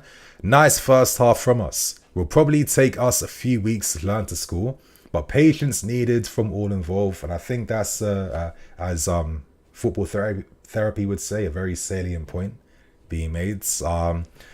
You know, we do the right things in terms of the build-up, in terms of like creating these opportunities. But I just feel like when it comes to just like the team IQ inside the opposition books, no one has any feeling for each other's movement. This is why they're always taking another touch, or they got their heads up looking for someone to pass to. We have to do a lot more work behind that. Like it's nice seeing all these little like social media posts of finishing training and stuff like that, but it kind of means nothing realistically because it's not. You know, it's just training sessions. It's not match day. So I don't understand why we find it so hard, really. And you'd think after we bought basically a brand new team, there might be, you know, better things there. And it just makes me think that this is where Nkunku is like really missed because, you know, I don't know if my mouse is showing on screen. My mouse cursor. I wish there was like an app I can find to like have like a mouse cursor on OBS. But you guys are seeing the average positioning. That left hand side, Nkunku was in the spaces where 15 is and number 10. And I kind of feel like this is where we had better balance when it came to breaking teams down. Like I wonder if I can find an example of this on SofaScore from one of our pre-season games. I wonder if I can do that. Let me see. I'm seeing the Dortmund game here. Come on, hurry up.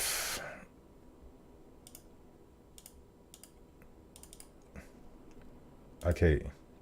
So against Dortmund's lineups, average positioning. You know, you're looking at Nkunku.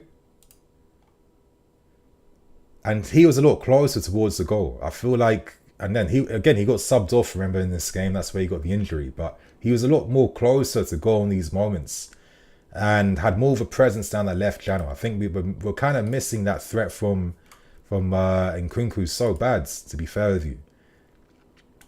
I think one of the best games I've seen this year was probably this 4-3 friendly game, which says everything, to be fair with you. Okay, Nkunku was up front in this game. You know what? I'm just being a nerd right now. Let me just go back to answering some questions. I'm doing the most right now. I'm doing the absolute most. But let me just have the positioning on screen so you guys can see what I'm talking about. But anyway, going back to the questions. Mason, see, I thought we bought Caicedo to be that guy yet. We're using Gallagher. Fair enough, at least. We're controlling the game. I know what you mean. Again, this is what Gallagher can do, playing this box-to-box role. But I just kind of feel like we have the box full behind us. Just to, like, you know, stay on top of that Aston Villa counter-attack. But there's a massive, massive gap between 15 and 10. And I just feel like maybe if, like, Gallagher could get forwards, are we not good enough where we can risk having, like, 3 at the back at least? You know what I mean? Just to have more, like, box presence at least. Like, these are the little things like, sometimes I think, are we too cautious when it comes to playing? Like, do we really do enough to get the opening goal? I don't know if we do. I feel like we could probably take a bit more risk in terms of what we do in the final third. Anyway, moving on to more questions. Michael, but Nkunku is injury prone, and we knew that when we bought him. He's still probably be injured again this season. We need a proper backup if we need to play this way successfully. I think that's why Palmer was signed, but we're not really using him. And at least Carnes is close to first team training again, so he will be back quite soon. Yes, Ryan. Angelo assisted the winner of Strasbourg today. Yes, I heard. And, you know, now that Patrick Vieira moved away from this 3-5-2, and now that he's using a 4-2-3-1, actually using more attacking players, is there any surprise that they've, like, looked like a much better team recently? I don't think so. No audio.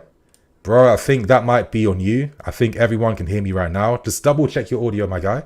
Borgi. Same old Chelsea. We can barely create and solid chances from all that possession. Don't want to be negative, but seems like in the front half, we hit a pass behind the player or overhit a pass. I think so. And I also think the movement of players attacking the box is never good enough, really. And I feel like that's why when someone's looking to play a cutback cross inside the box, it's like they slow down the game just to keep their heads up to see who they're going to pass to. Like when I see City and other teams play, like they have team moves where they regularly work upon them in training and they take advantage. But it feels like with us, we don't really seem to have that, which kind of baffles me a little bit. Eddie, you think Connor is too deep? I understand the role he's doing with Caicedo, but I just feel like Enzo is not. He doesn't have that type of pace where he can, like, you know, he can cover the distances quickly to, like, get inside the box. So it's a bit of a waste, I think. I would actually think even let Connor have the license to push forward a bit more. Him and Caicedo are screening our team really well so far, but it's them ones where it's like, I'd rather even have a flipping left back. Like I said, we got 3 left backs on the bench. Like, if you've got 4 guys sitting deeper, yeah, surely you can afford to use like a Matson or a Ben to really, like, attack the spaces more and get in, you know, and support the play out wide. Like, just little things like that. I just feel like it's too cautious sometimes, you know. Like, I've been saying this for like over a month now since the season started. Anyway, Ronnie Scott. Poch needs to stop this free roll of Enzo, replace Connor for Palmer, let us cook properly. I feel like it's starting to get to that point now, I agree, where you got to take some of these risks. We really have to. Let me see. Matt Dory, we are. Ben, Coral, Silva Gusto, needs to be that back four, surely. I think so. And listen, either one, as long as it's a back four. If Poch even felt like Coral didn't perform well in training and Disasi and Silva did, I'd still say use them just to have a back four, because I feel like you have to be a little bit more aggressive now in terms of making these chances. Nick Knack, how does he hear you say that? Okay, I think I've lost the context behind that. Sorry. Blodgeharm 77 blogged B Lodgeharm. Sorry, man, it's a terrible name. I take Connor and Sterling off. Subs are Palmer and Noni. I don't think Noni is in the team today, unless I'm blind and I'm just not noticing anything. Petrovic, Bergstrom, I'm seeing 2 goalkeepers on the bench. I'm seeing 3 left backs on the bench. Leslie, Palmer, Washington, and Breuer. So yeah, Madueke is not even there. He's not even there. Fair enough. Back to answering more questions. Have a super chat again from Best Sam. Thank you, bro. Obviously, always sending super chats. I feel a bit bad. Appreciate it, man. Best Sam, patience, guys. Remember, most of these players are still new to each other. Most only plays with each other just this pre-season, so it's hard for them to really understand each other's movements. I think that's also a very fair point, and maybe that explains the non-stop breakdowns that we see when it comes to, like, you know, translating all this creativity and efforts into goals now. We do too many things that are right in terms of like off the ball stuff, build up and chance creation, but it really is those final details. And does it come from the fact that, you know, maybe we have to accept more time is needed? I understand, but I still feel like if you know your team does struggle to like score goals, and if you are playing at home, take these tactical risks. Understand when you have to go for things. And we have, if you look at our bench, we actually have way more options on the bench that could help us seal out a win compared to actually getting back in the game. That's like my little fear right now. Like, we have more options that can help us seal the result out. So, like, could we not afford to let a Gallagher like push forward a little bit more? You know, I feel like we're more than on top of Aston Villa off the ball right now. And I don't really see many other teams who score goals that have these types of disconnections in terms of the positionings of their players in the final third. I just think Mudryk's doing his own thing all the time. Like, he's not on that type of Vinicius Junior form. And even if it was Vinny, for God's sake, is Benzema not closer to Vinny down the left-hand side? Like, who is close to him right now? Absolutely no one. It's like, I don't know. I just don't necessarily fully get it, to be honest with you. I don't know. I have to see more. I think Pochettino, I guarantee he's not going to make any subs before the second half starts. But it could be something worth considering. Anyway, second half is starting in the next minute. TT Nini, do you think it was a mistake loaning Angelo and buying Palmer? I don't know if it's a mistake, but I think it was a missed opportunity to not allow Angelo to at least remain here, because the kid looked promising, for God's sake. And the guy can really cross the ball, and he's got that creativity too. So it's a bit of a shame that he wasn't really taken serious in terms of being assessed right. And to think that you've gone for a Cole Palmer, well, listen, I think the guy's a good player, but the principle of that, when you're going for a player that can't break into Man City's team, when you had someone that's close to his age that you could have developed to, who's played a lot of games in his career already. I mean, I don't know. It's a very iffy one. Anyway, the second half is about to start anytime soon. My friends, if you need a link to this game, look at my pin message.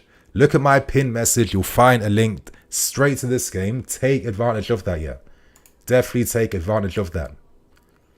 Second half is about to kick off. Jabby's about to take the, about to kick play off now. Okay, we begin.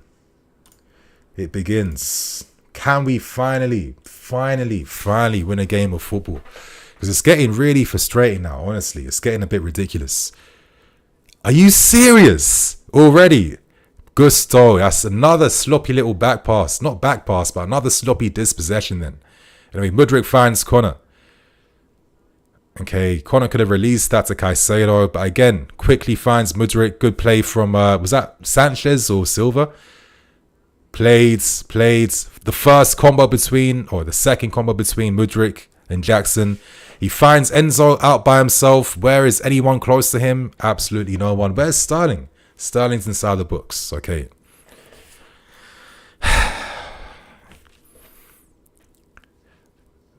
Disassi, sloppy, bro. Who was that pass to? Like, Enzo wasn't in position. Anyway, Silva deals with that very easily. And I think Diaby's just been so quiet so far. Okay, Cole's on the ball. Who does he find? Like, it's such a shame that we don't take advantage of any of Cole's passing ability when he plays this wide role. Like, it does kind of confuse me a bit. Is this more of like a back three now? Like Disassi in the middle, Silva out wides. Anyway, great pass to find Sterling. Oh, good play by Martinez to keep himself big then. Ooh, that was a super pass in behind. That was a... Look at that pass from Silva. Ooh, what's a pass. Like, Silva, this is the first game this season where I'm actually seeing Silva's like passing range really coming to life and actually being used. I felt like previously, because teams weren't pressing us, Silva had no one to really pass to out from deep. But in this game in particular, he's created a lot of really good opportunities from us with these passes in behind. And that's like the Thiago Silva that we know, right? But let's see how it goes, man. Let's see how it goes. Nini gonna get upset soon. Jackson missed. Okay, how ahead are you guys? Like, because right now, obviously, it's like 57 minutes, like 25 seconds. So I'm like, from the stream I'm watching, I'm real time.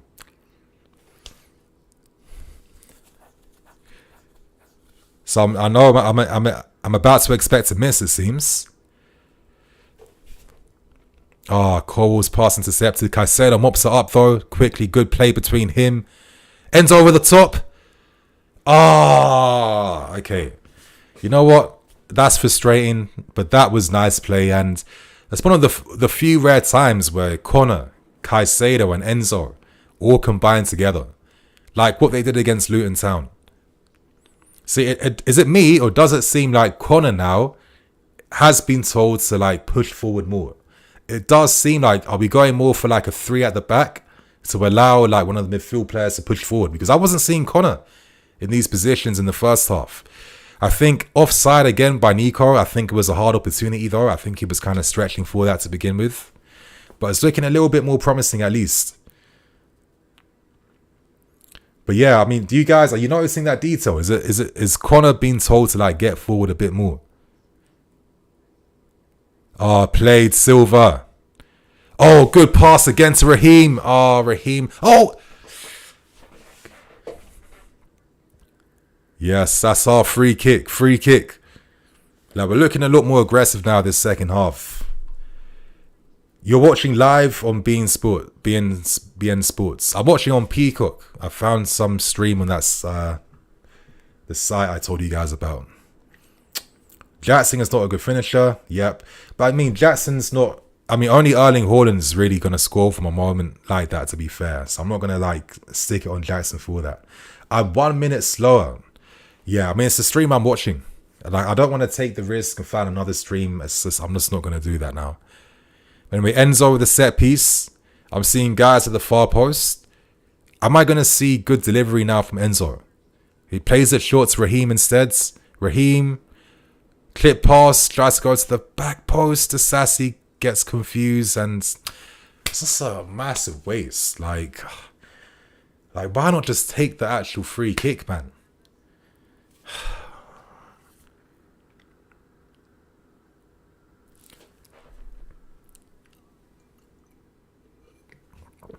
He's finally... he booked Nico. Nico got a yellow card. I thought that was Martinez for wasting time. Oh my God. Like, I feel like Nico's got the sloppiest yellow cards I've seen for a long time. Honestly, like, this is ridiculous. He booked him for that. That's great. But he's allowed Martinez to time waste this whole game. This entire game, he's time wasted. See, okay, I'm about 40 seconds behind. Okay. Fair enough. We need Breuer. Again, let's not do this thing where we pin all our hopes in someone who's literally not played football in like nearly over a year. You know, we have to be realistic. Like, I want Breuer to do well, but I'm not going to place unrealistic demands on a guy that needs to build his game time up. Let's see what he does. Could he play alongside Nico today? We'll find out. I'd like to see what Washington does. I feel like Washington recently... He's playing more games for the under-21s. He does look really promising. And he has been on the bench a few times now. Like, is this the type of game where you can come on and get an opportunity to show something? I'd be open to seeing that.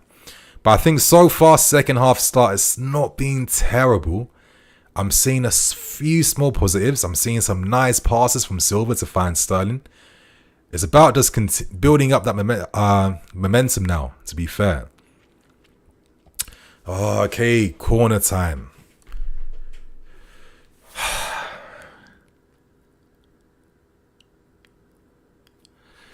Right now, Luiz is about to take a corner for Aston Villa.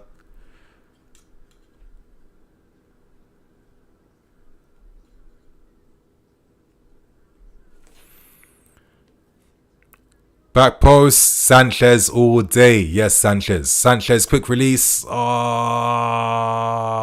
okay. Finds Gusto on the right hand side.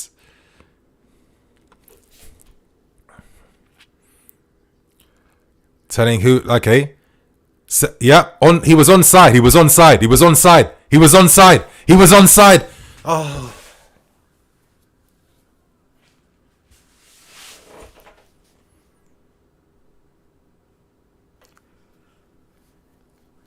Offside. Fuck you know. How have Aston Villa not been punished for their stupid high line in this game? This is getting ridiculous. He was offside. How was he offside then? Nah, he did not look offside. I'm sorry. Nah, was that really offside? And why did he not pass it to Nico? Oh, bro, like, these guys got no understanding of each other's games. It's ridiculous. How often do you see, like, Man City, like Foden, Haaland, always the telepathic understanding? Like, they make it look easy. They make it look simple. Nah, I'm actually in disbelief for that one. That is ridiculous. That's ridiculous, man. Like, I'm sorry, I didn't think Sterling was offside, but even then, why is Sterling's first instinct? If you're not going to round the keeper, play the pass to Nico, but should Nico not have, like, drifted a bit wider then to really force that pass from Sterling? I mean, this is what I mean. It feels like there's this massive lack of confidence when we get through on goals. Like, normally, this is a team where we look good against teams that use a high line. Like, during pre-season, again, pre-season doesn't, like, really count, but it gives you an idea, right? I don't know, it just feels like it's a bit of a dead team, not gonna lie. Okay, so Caicedo's dropping deeper. Gallagher definitely has more license to get forwards. Sanchez plays it to Enzo. Again, it's a bit disconnected. That was a bit poor then. Like, sometimes I think, oh, Nico. Oh, unlucky. Nico's like, listen, like, I've already been, I'm going to get this ban incoming right now. I mean, I might as well just, like, go for it now. But I feel like that yellow card he got was a bit harsh. Like, the referee was just quick to dish that one out. Like, nah, it's a bit mad. But I'm sorry, Villa have to get punished for playing this way. Like, using the high line against us. And it's not even like a composed one too. Nah, they have to get punished for this. Come on, Gusto. Don't let Zanolo turn. Defended. Clean tackle. Nah. No. Oh my God, man.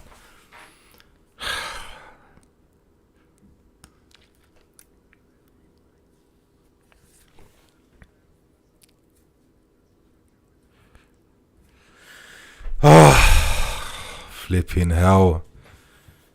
Come on. But even though, like, I'm feeling the frustration, yeah, and obviously I'm feeling everything right now, I still feel like I'm seeing a bit more aggression in the second half compared to the first half. No, Gusto is not getting a red card for that. Go away with VAR, please. Miss me with that, man. Miss me with that. About red cards. It's just absolutely not. He won the ball. He won the ball clean. No, he won the ball first. Why are they showing it like that? That's Dinier's momentum that carried him into that then.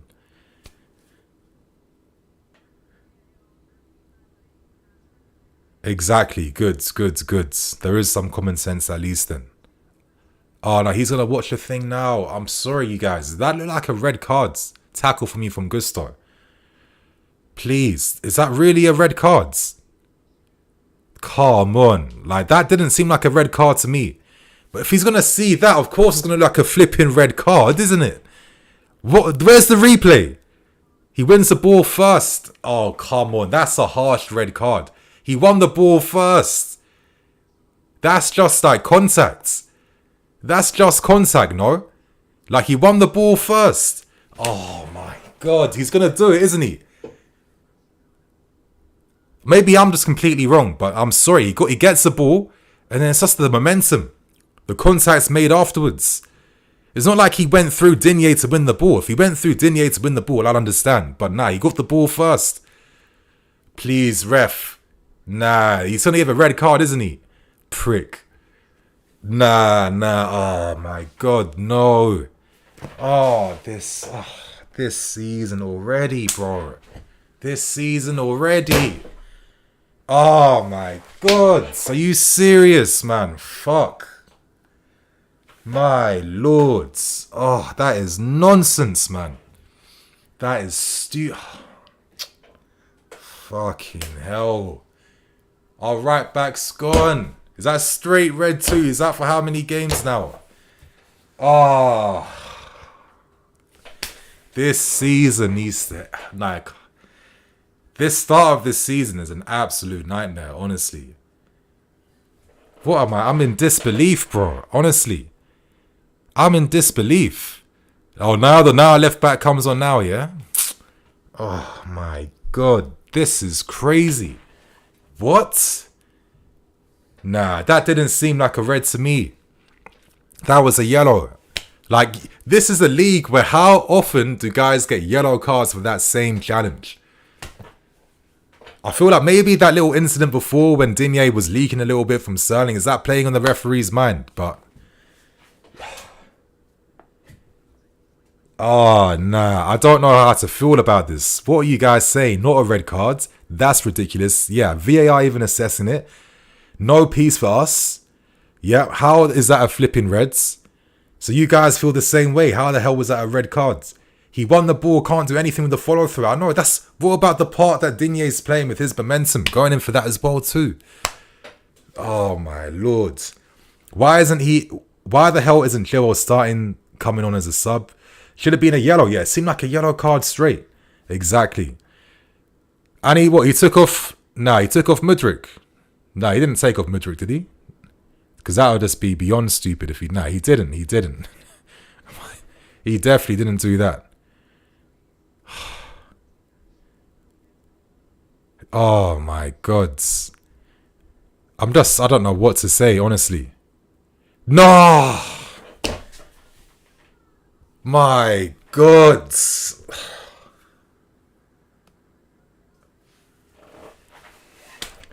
Nah, this is...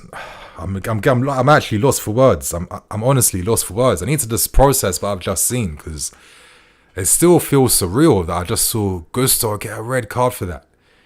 Like, I need to just understand what I've just seen with my own two eyes, because... oh, now Mudryk comes off. Fucking hell, Pochettino, man. Why do these managers have no balls at my football club? I don't understand. They will never take a risk to save their lives. They'd rather lose in the most passive pussy way ever. You're taking off Mudryk for Ben. Oh, flipping hell.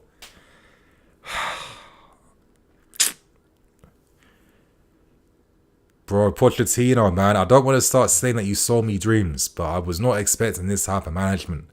Because my thing is, like, there's ways to assess the management, right?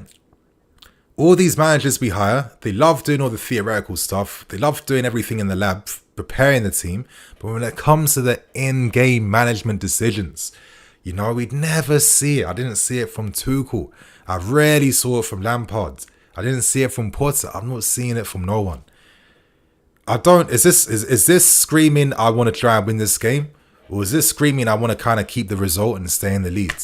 Now, this is what I mean by like the personalities that we keep hiring all the time, that just constantly just want to go for safety first, safety first. Like, how has that helped us in nearly 2 years? I don't understand.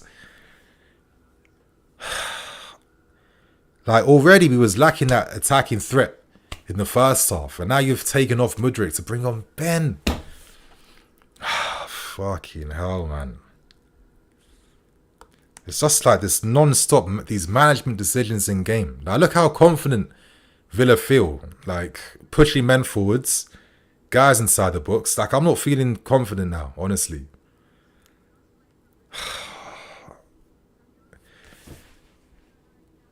Yeah, Villa pressing us. They've had more shots so far compared to us in this game anyway. Another corner to Aston Villa now. Honestly, I'm sick and tired of no balls at all. Like, I just don't understand why you would take off Mudryk. What about any counter-attacking threat? Like, it does not matter.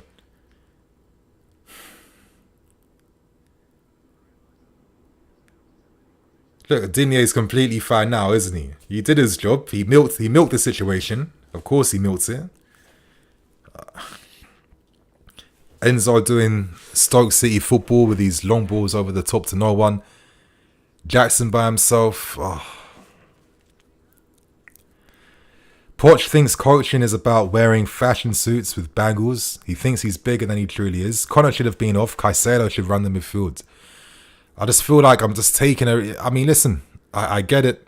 I get the sub. Listen, Connor's been good in this game. I don't think he's been bad. But I just kind of feel like you need to give some fear to Aston Villa. And now that Mudryk's off, look how Johnny Cash now is getting forward. Look how they're committing men forward now. You know, that's what when you leave an attacking player on the field, it gives something for Aston Villa to think about. Do you think Unai Emery wasn't preparing Cash and Aston Villa to be wary of Mudryk's pacing behind? Now we're encouraging Aston Villa. I know we were down to 10 men, but now we're encouraging them onto us even more now.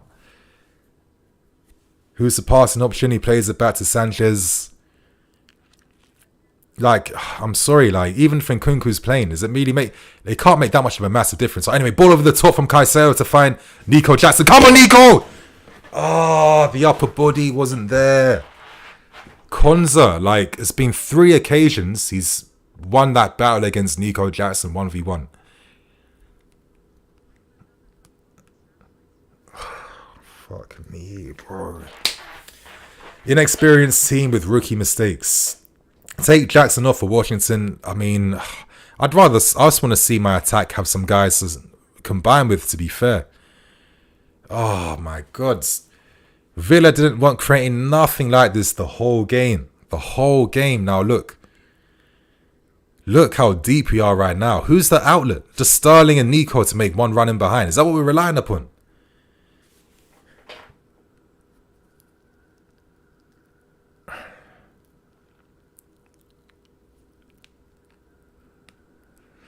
I mean, it's starting to feel like the only manager I feel that would even play the football I want to see would be De Zerbi if he was ever available, but that would never happen. But yeah, Breuer buries those chances. I think Breuer is stronger than Nico Jackson. I think that's just a fact. I mean, Breuer is a big guy. He's got great upper body strength. He's stronger. I mean, that's, you know, there's nothing wrong with admitting that. I mean, is he waiting to bring on? But I feel like Poch is going to do something like he will take off Nico to play Breuer. I'd rather see Nico and Breuer up front together. Not going to lie. I'd rather see something like that. Another corner to Aston Villa. Their 9th one now. Okay, we've defended quite well against their corners all game though, to be fair. Okay, Sterling.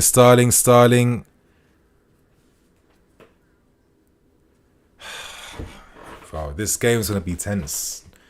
Poch is not proper Chelsea. Mondingo, you are not a minute slower. You are on another planet.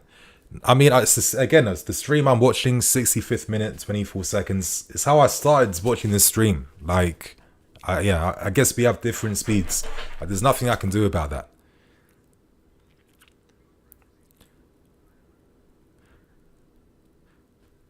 I had one little error in the first half, though, where the stream link was disconnected.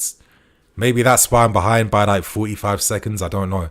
Right now, Zaynolo is just giving away the free kick against the Sassy.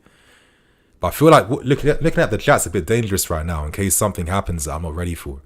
Or maybe I'm going to just fast forward the game. I feel like that's what you guys are kind of hoping I do. Is just like kind of fast forward things and see if I can get up to date.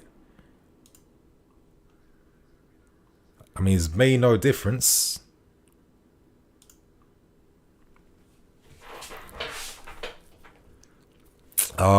These hopeful long balls to no one now.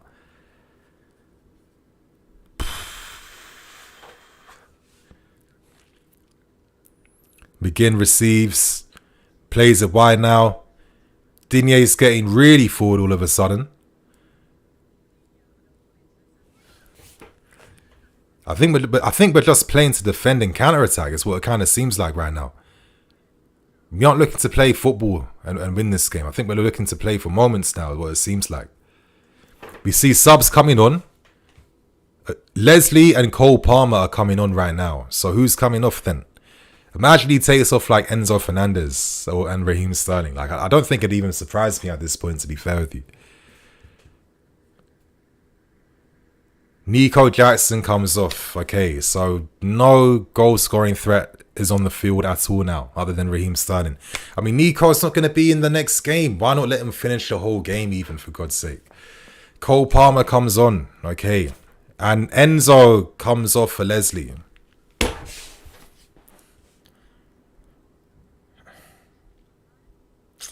Bro, I mean, I've made this point before in other videos. I just think that sometimes Pochettino's man management, in-game decision-making sometimes, I don't know what it communicates really. Like Raheem Sterling, by himself, isolated, I guess we're just looking to get the point in this game. I think so. Well, Gallagher's playing on the left-hand sides. Palmer on the right.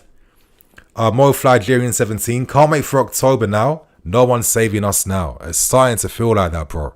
And the next run of games that we have coming up is looking absolutely mad. It's looking absolutely crazy. Like, I remember when I was a kid, I remember like years back, it's not the same, but I remember when we played against West Ham in the 04-05 season, or was it the 05-06 season when we had a man sent off in the first half. That was when we had guys like Manish, who we signed from Porto on loan. And I remember that game, we absolutely dominated and destroyed West Ham with 10 men. I think we won 4-1 in that game. And for me, that's the greatest ever 10-man performance I've seen from us because we dominated. And I kind of feel like the old Chelsea teams, even like games like against, like, remember like QPR when we had like 2 men sent off. Like we still committed men forward. We still played to win. We still looked to attack. And I just feel like, I don't know, does Pochettino feel like there's so much youthful and experience that he has to make these like super pragmatic decisions on the field? I don't know, but I miss seeing that Chelsea team where even if they were down to 9 men or 10 men, they would still look to try and play and win. Since we've had the subs come off, we've had no threat against Aston Villa, and I feel like we're just encouraging Aston Villa to throw more men forwards. Look, Sterling is by himself. Like, I don't see what the game plan is to try and, you know, win this game or do anything right now. I don't see what it is. Well, Sterling's just by himself. Like, all this money we're spending on midfield players, you know, we're saying Gallagher, you know, we're rejecting like 42.5 million bids for these guys. Like, these aren't, you know, I thought these guys had the quality to be able to still play with a bit of, you know, bravery. Oh.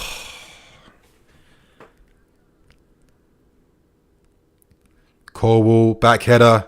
Diari doesn't connect. Thank God he doesn't connect, because if he connects, if that was a Watkins, they scored that goal then.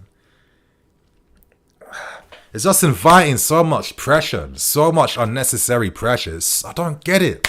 I don't get it. Corwell back header was a little bit sloppy, but no one's communicating. No one's saying nothing. Oh my God, Pochettino, bro, what are you doing, man? Like,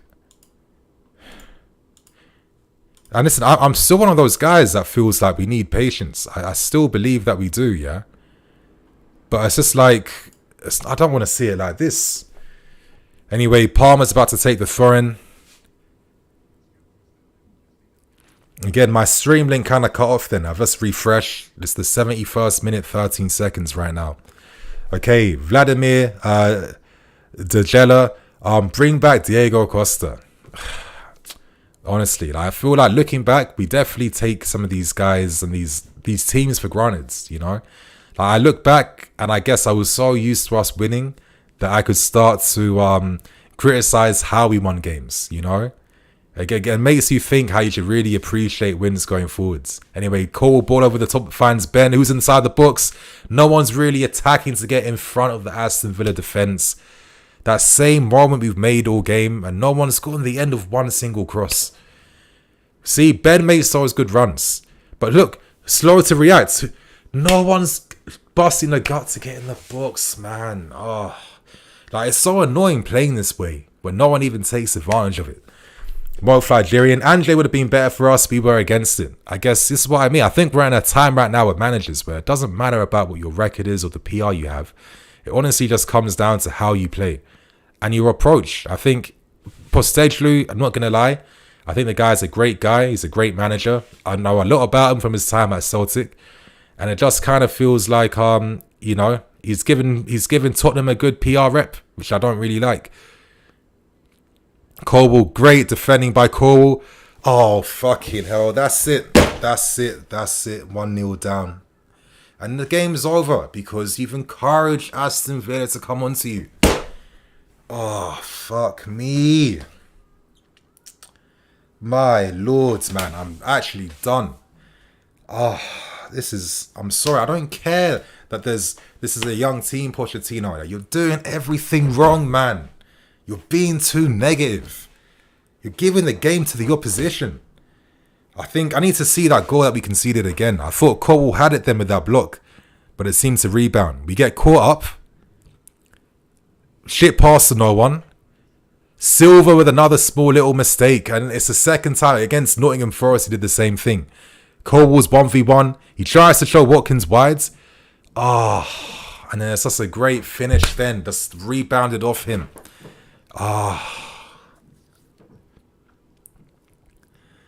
That's unlucky from Colwell. Maybe he should have gone for a slide tackle instead, but I get it. You don't want to give away a penalty. I guess Sanchez should have been a lot better then in terms of closing that angle down. It went through his legs. Then from a tight angle. Like, that was a harder angle for him to actually shoot from.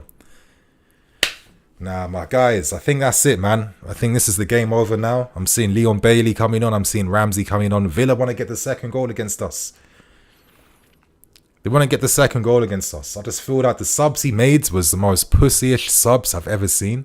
You took off Enzo, you took off Mudryk, you took off Jackson. If you thought Aston Villa were going to, respect that and they're going to sit back. Nah.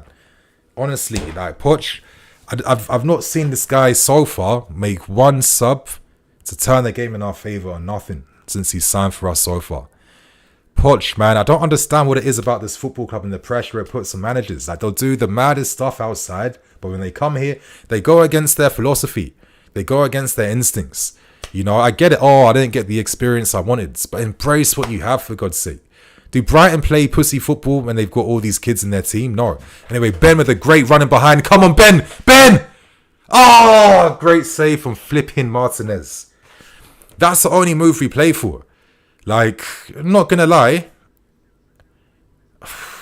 I'm going to say it. Listen, that's 2 times now Ben's made that running behind. Is this what Pochettino means about Mudryk? Not being able to, read ahead? Because surely, if Ben can make these runs behind, is Pochettino not expecting Mudryk to do the same thing? Because that's twice now. That's twice. Gallagher, free set piece from the corner, hits the first man. Jackson's not good enough to lead the line. Lovely from Cole Palmer, yep. We need to get De Zerbi. Listen, I think De Zerbi is the only guy that can make sense of this team and do it justice. I think we have all his players here, for God's sake. He is the only guy. If we have to spend 50 million to sign him from Brighton, I'm doing that. He's the only... Listen, I'm not even saying Poch out. I'm sounding mad. I'm allowed to be reactive if I'm watching a game. You know, I'm a fan as well too, yeah? I'm not disconnected, but I can just see things from a logical perspective every single time. But listen, worst came to worst. Absolute worst came to worst. There's only one man, and that's De Zerbi. I'm sorry. We have all his players here. I guarantee we'd start cooking differently if we had him. But I can't see us pulling it off against Brighton. It'd be one of the biggest, snakiest moves you've seen from a manager, if that was to be the case. I don't think the club has it in them anyway. Cole Palmer, again, the run's not good, but again, he finds the Sassy playing right back. The Sassy! Oh.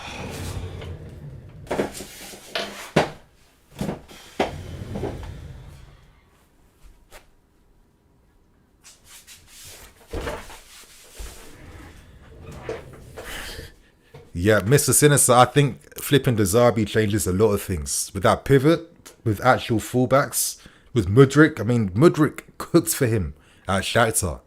He knows how to use left wingers. I think De Zerbi's the only one making sense of this team. I'm sorry. And he's not really scared about working with young players either. I don't think he'd be making some of these subs that Poch is making. But listen, again, I'm saying this stuff because I'm feeling emotional.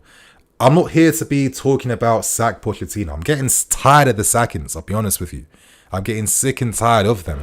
At some point, we have to give patience regardless.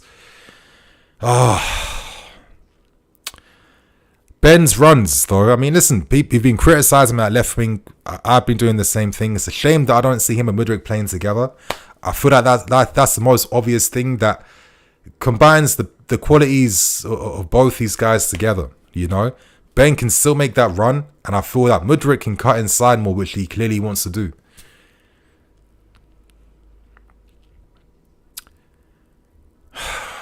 Didn't even watch today, bro. Jay, man, that's an L. You can't be telling me you didn't watch the game. Like, come on, we're Chelsea fans, regardless. Like, if we got relegated, if we were in Division 2, you'd still have to watch the game, man.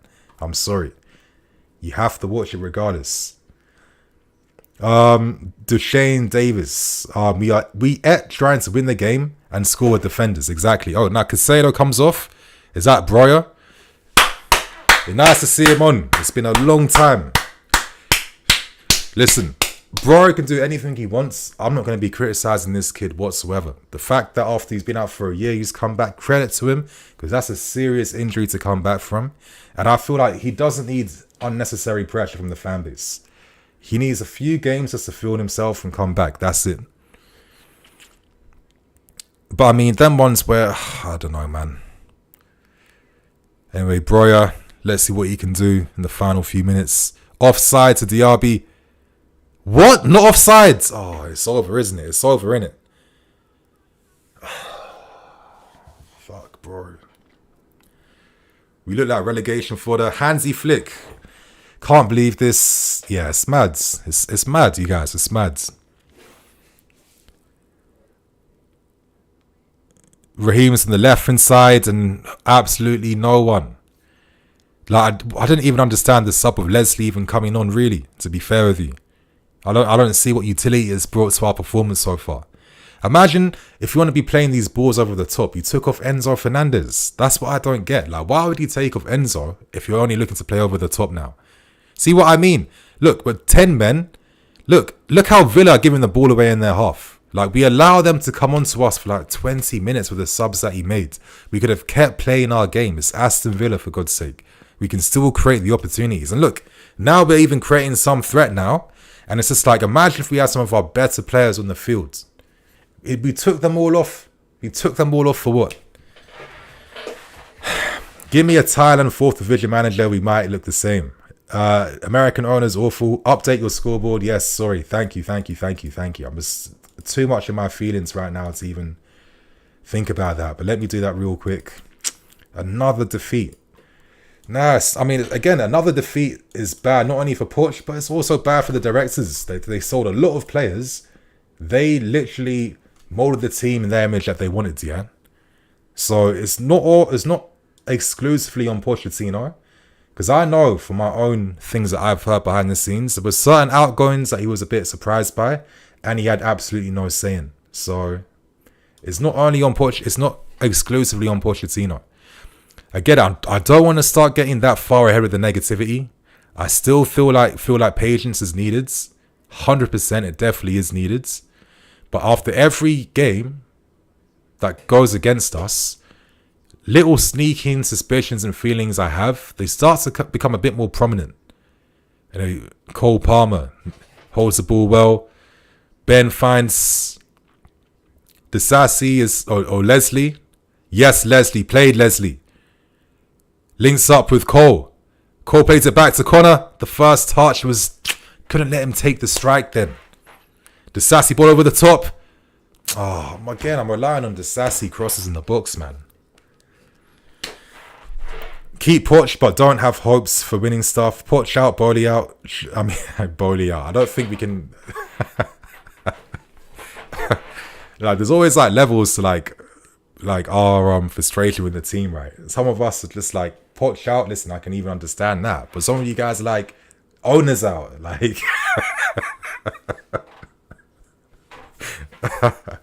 fair, I get it. I'm feeling angry too. I get it. I'll let you have your say, my guy. You guys hype this board, directors, Poch and this team, thinking the kids can perform magic in the men's league. I mean, listen, we all had high hopes. And listen, I never shy away from the fact that I definitely drank the Kool-Aids. Like, and I've said that in multiple videos now, where it's not like it's just hit me all of a sudden. I mean, I definitely did. I can see the vision. I can understand why we signed certain guys. But then I started to think, okay, is the balance of the experience and youth, is it really there? Like, did certain guys even have to get sold? Could we not have maybe kept one or two of them? You know? Just little details like that, to be fair with you. But again, it's collective. Played Palmer. Unlucky. But it's collective. You know, it's definitely collective. Even though I think Poch's game management has frustrated me. Listen, at times, the players as well too, their misunderstanding of each other's movement, I'm sure that frustrates Pochettino. I'm sure in training session games, it's completely different. In game, I don't know what happens. I can understand that. Okay, the counter attack now left inside to Ramsey. He's trying to cut inside with his right foot to curl it, and great save by Sanchez again. I mean, I feel like Sanchez should have done better for the goal Watkins scored. But he's made some top saves that's kept us in the game. Now, I think he's worked more than Martinez in this game today. Great save by Sanchez again.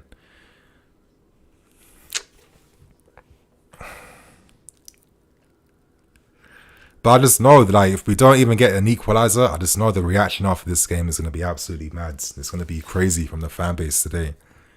I think people are getting sick and tired of the lack of success, the lack of wins. And it goes to show, we're starting to prove the fact that money can't buy you success in this game.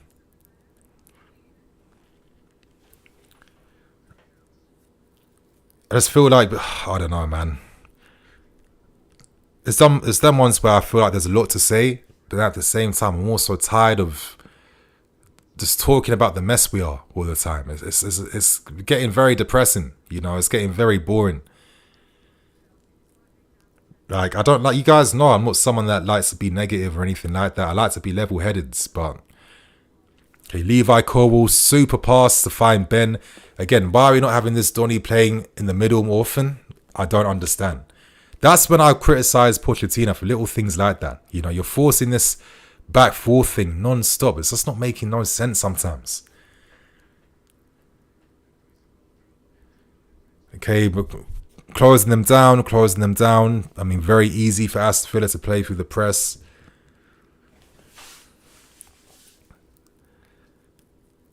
Probably 5 minutes extra time on top of normal time. So maybe 10 minutes left to turn things round.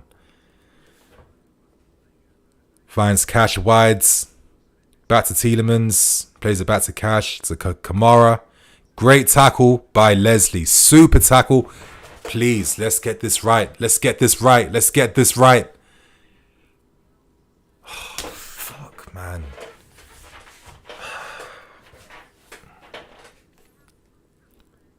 Played Connor. Played. That's it. Wins a free kick. Goods. Played Connor. But who's our free kick taker in the team? I don't think we have one. Fuck me, bro.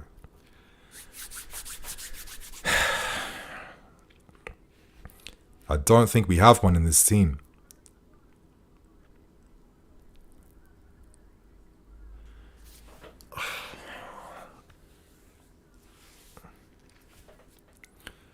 Okay, who's stepping up? Is Ben going to take this? It seems like he might be taking this now. Oh, maybe the defenders, surely. Far post. It's Breuer. It's understandable. There's little details like that, man. I thought that was a good cross.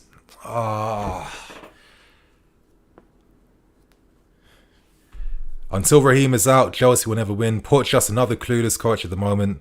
E-Rock 17, nothing from it. We don't have any specialists on this team, of course. When I see comments like we shouldn't have let go of Kante and Cover, I start thinking Chelsea fans are stupids. Listen, I would have even kept Kante, to be fair. I think maybe most people would have kept Kante. I don't blame Cover for wanting to go. I think he was ready. And come on, he's gone to flipping Man City to play under Pep Guardiola. You'd be an idiot to turn that down. And he knew for time that Pep wanted him. So I'm not even mad about losing Cover. I can even understand that one. I think Kante, I'm probably keeping Kante at least.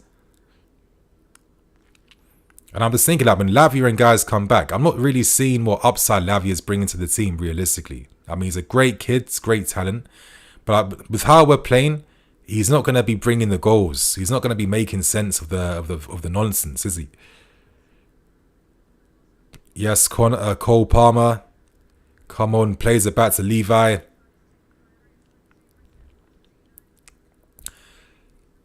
Great pass. He tried playing it forward, but Ben wasn't ready for it then. I just think if Pochettino after this game does not maybe change up the system a bit, then I'm sorry. I'm sorry. If he doesn't change up after this game, yeah? If he doesn't switch things up after this game, then he might be done for. I'm sorry. Because it's not making sense now. I'm not seeing the utility. I'm not seeing the upsides in the performance. Like, it's on the field, it doesn't make a difference. Like, just keep it a bit simple, for God's sake. Have a fullback that's going to overlap with a winger. You know, having a left side that's disconnected from the play. And like, our only move is that one move, which is balls in behind. That's the only thing we look to play for. And it's not good enough. You can't solely rely on that one threat. Yeah, we've had half chances to do a bit better. Nothing too clear-cut in this game today. Not like against Bournemouth, we had like one or two clear-cut moments. But here, it's been barely nothing. You know, Enzo's feeling a bit wasted now. He's got to switch it up now and be more aggressive. I mean, I'm sorry. I keep saying, yeah, I don't think we're a team that is good enough to win games 1-2-0. I don't think we are. Like, one of our best games was in pre-season, and I know pre-season means nothing, but that 4-3 game against Brighton where we looked threatening, I think we're that type of team. I think we're that type of team right now. If we want to be successful, we have to concede some goals in the pursuit of scoring goals. I think that's the only thing. I think that's the only thing these young kids are going to respond to be fair. Because they have to be able to make a few mistakes. They have to be able to express himself a bit better. I'm not really seeing the upside behind these decisions right now. What I'm saying is not even some like genius thing. Don't even think that, who's this flipping YouTuber who thinks he knows best. Listen, I don't think I do. My opinion comes from experience of seeing us struggle like this for years and years and years. And the one common denominator I keep seeing all the time is super pragmatism, which kind of seems counterproductive to the team. You know, like we become very like methodical in terms of breaking teams down and playing for moments. There's no moments of inspiration. We don't try to take advantage of half chance opportunities. We always look to make the clear-cut chance time and time and time again. And we've never taken advantage of any... We're not a team clinical enough to take advantage of clear-cut moments. So I don't understand why we exclusively only look to play to keep that clear-cut moment in the team, in the game. I just don't think we're that good enough to be doing that, not going to lie. And I feel like it does this thing where we focus more on the team, the individuals get forgotten about. And you see things like Nico Jackson. I mean, the way he started with us and how he's literally like, you know, he's really like not falling off, but he's not looking the same with the same threat no more. I'm seeing a lot of these types of aspects in the game. I'm seeing the left side that's nowhere near involved in the team like it was earlier. Even though we have 3 left backs in the field that are all excel.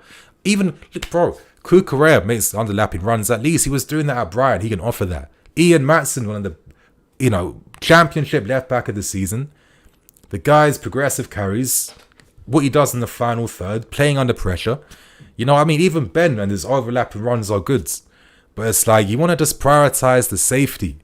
You want to prioritize the safety all the time. And it's just like, if it means that the Sassy in front, Palmer, again, Palmer doesn't fully connect with the shot then. Bro, you know what? Listen, Palmer needs game time, but shit like this, I wish we signed Mohamed Kudus for God's sake. These are the types of games this guy's going to be your saviour. And yeah, I've got a super chat right here. I was kind of just like going on. We've got 11 minutes of added time. If there's a moment... Anyway, super chat right here. Carefree Blues. I'm done, bruv. We are cursed. The Abramovich curse is real. This is going to be a long decade. So be it, we are on our way back to pre-Roman Chelsea. I feel you on that, bro. I feel you on that one. I think it's very hard. I think it's hard to find one, like there's not one answer that makes sense of everything. I think it's collective stuff. You know? I think you could maybe have some like questions now. Again, all of us drank the Kool-Aids, me especially, the players we signed, the hype, the transfers, I get it. Anyway, superb pass from Cole to find Palmer, but Palmer can't get the elevation enough then. But, you know, Palmer comes on and he brings a bit of something. But again, another offside in the game. Yeah, Palmer didn't time that. Like, there has to be some criticism from the players too. I think the players today, those little details, everyone's offside non-stop. Offside. It's not been great. But like I'm saying, I feel like it's just collective failure all across. Maybe the board, did they force too much too soon? You know, to build a brand new club in 12 months, yeah? To want to do this multi-club network, you're signing players like your Angelos and Santoses and all these guys, but then you're not going to see them in the team for years, realistically. Because that might not have been invested back into the team. You know, you're even using the money to buy a football club in Strasbourg. And we only loaned one player out to them. One player out to Strasbourg. No Washington. We didn't loan out Santos. We didn't loan out no one. Because I kind of feel like we did too much all at once. Like the fact that we're like, 6 games to the season and we don't have a shirt sponsor. I mean, that's pretty... You could argue that's a bit disgraceful that we don't have a shirt sponsor. And it's just like... When you're doing everything all at once, rebuilding the squads in like such a short amount of time, you can't realistically get everything right all of a sudden. You can't realistically get all the pieces moving together. That takes time. You know, every club that's looked to transition, they didn't do that in 12 months. They did that over 24, 36 months. That's what you do. You focus on what happens on the field first. Can your team win? If your team can win, then you start working on your second targets, your third targets, your fourth targets. But, bro, we're literally trying to rebuild the stadium, get the multi-club network model, trying to get more investment at the same time whilst trying to sign players. There's a lot that's happening all at once. And maybe this is the price we have to pay for forcing it, you know? I feel maybe Pochettino, to move down on my opinions, I think maybe Pochettino at times too, his game management is too pragmatic. I don't think he's getting things right now. And I think number 3, you can also blame the players as well too. I think that they do too many things right. And I think their final third instincts and decision making is really poor. You see lots of sloppy mistakes like today. This is the most offsides we've played all season. It's been offside after offside. You're basically beating yourself if you can't time it right. Pochettino will be angry at his team for not getting some of these details right. So I'm seeing just like collective failure all across. Another sloppy ball. Connor, he forced that, man. Played. At least he wins it back. But then again, it's 10 men, you're forcing it. I get it. It's this pure desperation mode right now. Connor wins that again. Disasi plays it back to Connor. Batsa. Levi, who does he find? Ball over the top to try and find Breuer. I don't think Breuer's even touched the ball once so far. It's hard, like... I don't know. Like, but again, these are just some of my brief thoughts I have about what's going on right now. I think I've spoke about them in detail on other videos, but, you know, there's no simple answer to make sense of what's going wrong. I think it's collective from all 3 factors, the board, the manager, and the players. I think everyone takes some blame right now.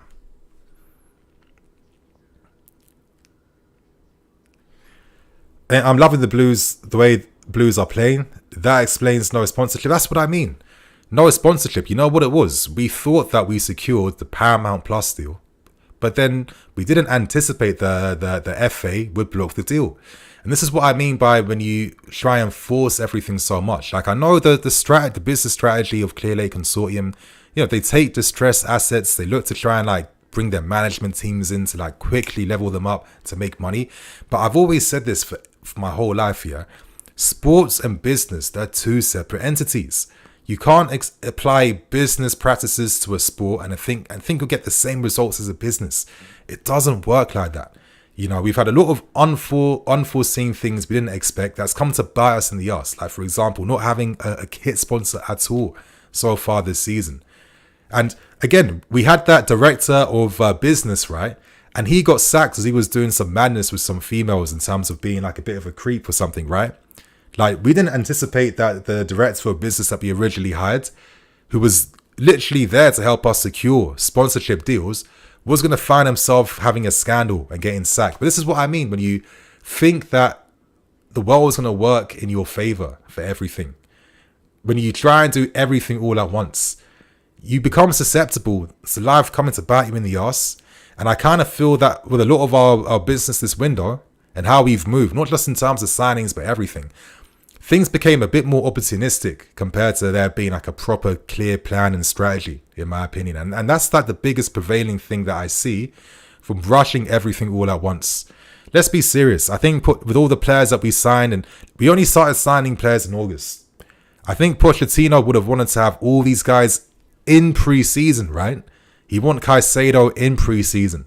The 100 million that Brighton wanted, we could have paid that earlier instead of paying over the odds to sign it, right? There's little details like that. It has a trickle-down effect, you know? And then people have to then kind of like fix your mess that you make. And you don't create optimistic, ideal scenarios. I think a lot of the players, listen, Poch originally said that he didn't even want, Palmer with the shot, unlucky.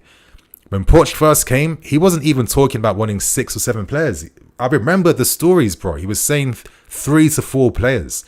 What did we end up doing? We ended up buying like quadruple that amount of players. Like, come on. I just feel like right now, the management's just a little bit iffy. I just think they're forcing it a bit too much. And it doesn't translate to success on the field. I'm sorry. But I think we're seeing that right now. It just doesn't translate to success.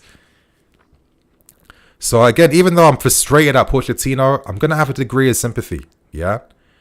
Even though I'm frustrated with the players, I'm going to have a degree of sympathy too. But, you know, I'm always going to be more critical of ownership because the owners dictate, they have a trickle-down effect across the entire organization. It's just how it works. And I had these thoughts even before, you know. Sporting directors, swept up by Silva. But, you know, sporting directors who are literally signing the players they want. I just feel like, does some of these guys even have to be signed, really? Anyway, Ben's carrying. Who's really there supporting? We've got 3 players against like 8 Aston Villa players. Obviously, we're not going to do anything there. Literally less than 1 minute left. It's going to take an absolute miracle just to even get an equalizer, but it's not going to happen. We know this.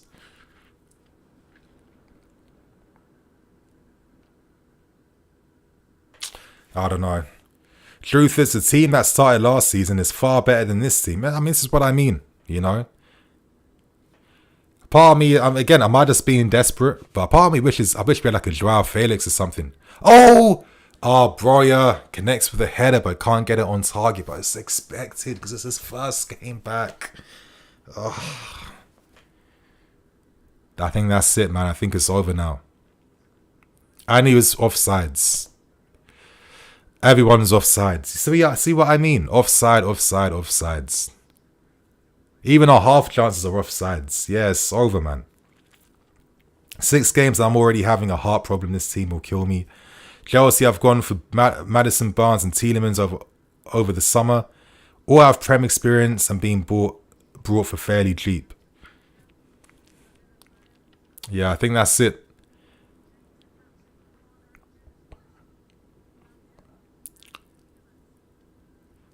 To be fair, when Pochettino first took over Spurs, they were also pretty awful. But that's just an unnecessary detail that I'm talking about right now. Is this the final counter-attack? Can anything come from this? Palmer tries to find Sterling behind, which he does. Inside the box. And easily dealt with, because that's the only move we have. Is the overlap out wide. Hope and pray cross inside the box. I think that's it, right? Yep. Is he going to blow the whistle now? And it's over. It's over. Stop this Poch out and be calm about the coach. Yep. Broyer over Jackson. Don't blame Poch. Poch said in pre-season we need a striker. Yep. Put the shot over your head and leave the building, bro. I mean, come on, bro. You're being a bit mad right now. I mean, the guys. This is what us fans also don't help by being a bit like infantile sometimes. Like, I get it. I'm all pissed off right now, but like, I know some of you guys are gonna go on Twitter and say some madness about Broyer or this or that or that. I mean, it's not helpful at all, to be fair.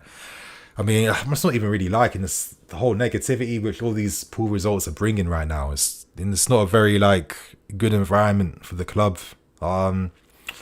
Obviously, I feel like there's a big conversation to have. I think if people want to just blame Poch, blame one person, I think we're past scapegoating now when it comes to explaining the issues. I think we're way past that. It's a complex scenario we're in right now.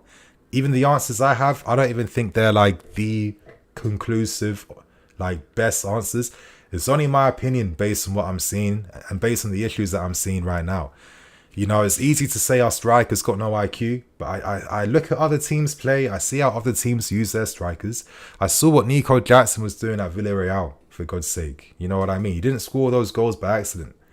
And I just feel like, you know, are we really creating the same types of environments for our guys? I really don't think so, to be fair. Gucci, Poch out and just show the squad Mourinho compilations. Again, if Mourinho came here, like, do you think he's going to make us better? He'll get these young guys playing sufferball, playing counter-attacking football, which they're not good enough to do already. And we do absolutely nothing. I think we're past this point of this mythical manager or coach being about that can just like save us and make sense of everything. No, I think this is an organizational failure. And again, even saying failure seems a bit strong, but I think this is like an organizational thing we're seeing. You know, not one person is going to come here and fix things. Who's this fabled manager on the market that you can just spend more money on to bring in, who needs more time to work with the fucking team and the players and the squad? Like, it's just literally Groundhog Day we're repeating. If we keep doing that, I think we're past that point now. We have to start looking underneath the layers right now, you know? If you're really struggling like this and it's a continuous thing now for like, over 18 months, this is not the fault of one or two players.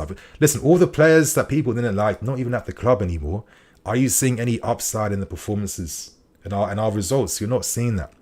You know, it's past Poch out, it's past Bowley out, it's past this guy out, it's past Gallagher out. It's honestly, like, we can all be frustrated. I get it. I'm feeling the same thing. But I think we're past that type of basic shit now, to be fair with you. I think it's a lot more deeper than that. It's a lot more serious than that right now. I think we have to start questioning how we've approached rebuilding the squads. Like, listen, if I'm an investor in this team, if I'm Clear Lake Consortium, people have their money invested in you. That's why you sold it to the investors, why you had to buy us a 4.25 billion based on the potential to earn money from us. And obviously we know that they can't take out dividends for 10 years. Roman Abramovich made sure I want to see 1.75 billion investment in this team. And you guys can't take out no money out from this football club for at least 10 years. It just kind of feels like it's a strategy to businessify. Is that the focus? To businessify up and look to try and get this team as successful as quickly as possible to start earning money from us, because I'm sorry, I just don't think it really works like that in the real game, not in this Premier League too. You got to do it step by step. This is why in the history of this game, I can't remember an example of a team that forced this much change and got results. Maybe Man City when they first had the Thai owners, you know, the Alano era and stuff like that, when they went on a mad spending spree, buying bare players. But in the end, when they brought in guys like, you know, Managerial and Pellegrini, they even eased out of that and realized we need to slow things down if we want success, right? But I just kind of feel, man, we're past this point of Bowley out, Poch out, anyone out. It's just kind of coming across as just like pure frustration and nothing more to it. there's nothing intelligent to it. It's just frustration for the sake of it right now. I get it. I'm not feeling happy myself. And I now got to make videos talking about negative stuff and flipping us getting our results and being poor. I'm getting a bit sick and tired of that. I want to talk about better things. I was hoping I could talk about better things, to be fair with you. But I'm going to just stress the fact that I just think we're past the point of blaming one entity for everything. I just think maybe the strategy that's the only thing I can think of. The strategy of rebuilding wasn't necessarily the most conducive one to sporting success. I mean, to think that you can just splash out on guys under 22 and you'll instantly get results, maybe we're showing that it just don't really work like that, I mean, it's just like a shit situation, to be fair. Yep, Ethan, team is too young. Siva, why Gallagher plays minutes, blah, blah, blah. Yes, guys are going to talk shit about Conor Gallagher being the reason we're not winning games. I'm not even going to fucking answer those dumbass questions, honestly. It's just like, watch the game, man. David, it will get better. It has to get better. And hopefully it does. Mr. Brown, let's come together and support the team right now. The negativity won't help. It won't help. Especially when all the negativity, it's just not landing the same. Like when you're not winning for this long, when there's so much changes at the club. Some of the negative answers, they're not even making sense. It's just crazy man, just like being negative for the sake of it now, to be fair. Rohan, in my opinion, they went wrong from the start. Yeah, exactly. You could argue too much change all at once. No respect for... Because again, it's not even the players, right? It's all the staff that was kind of kicked out and removed from the medical team, coaching staff, other staff behind the scenes too. It was a complete organizational revamp. And it's just like we didn't care about anything from the olds. And it did feel like we could have maybe strategized up a bit more to just slowly progress during the season. Like, isn't it funny that the last time we went on consecutive wins was when we had guys like Aubameyang, Quavo and Co playing? People would argue these guys aren't good enough to be in our squad right now. But we actually won games with the guys that would get a lot of criticism back in the day. And it goes to show that how your team plays is more important than the individual. And we could have maybe slowly integrated people out and introduced new guys in, It seems like that could have been the thing in hindsight. And listen, I'm not going to say this as if like I always knew the answer. And like I've always advocated for, moving slow. And listen, no, I didn't know that myself, yeah. I didn't know that myself. I drank the Kool-Aid. I got gassed by the signings. I thought that was it. I've learned lessons the hard way myself, yeah. I'm at a point right now where I've seen that it's not really working for us right now. It's not really working. And I feel like, again, as I've been saying, I got humbled last season and realities kicks in. I just don't think that you rebuild like this. And I think this is why we're struggling. I think this is why we're suffering right now. Anyway, my friends, I'd say I'd do a stream later, but I can't imagine anyone's going to be about after the game this evening for a stream. If you guys want to talk more about the game, let me know if you guys are on it. Because right now I'm going to record the review and then get some videos ready for tomorrow. So, my friends, thank you for watching. Thank you for the super chats. Thank you for everything. And on that note, I'm in EFC. This is BlueLionsTV. I'll catch you guys later with some more videos.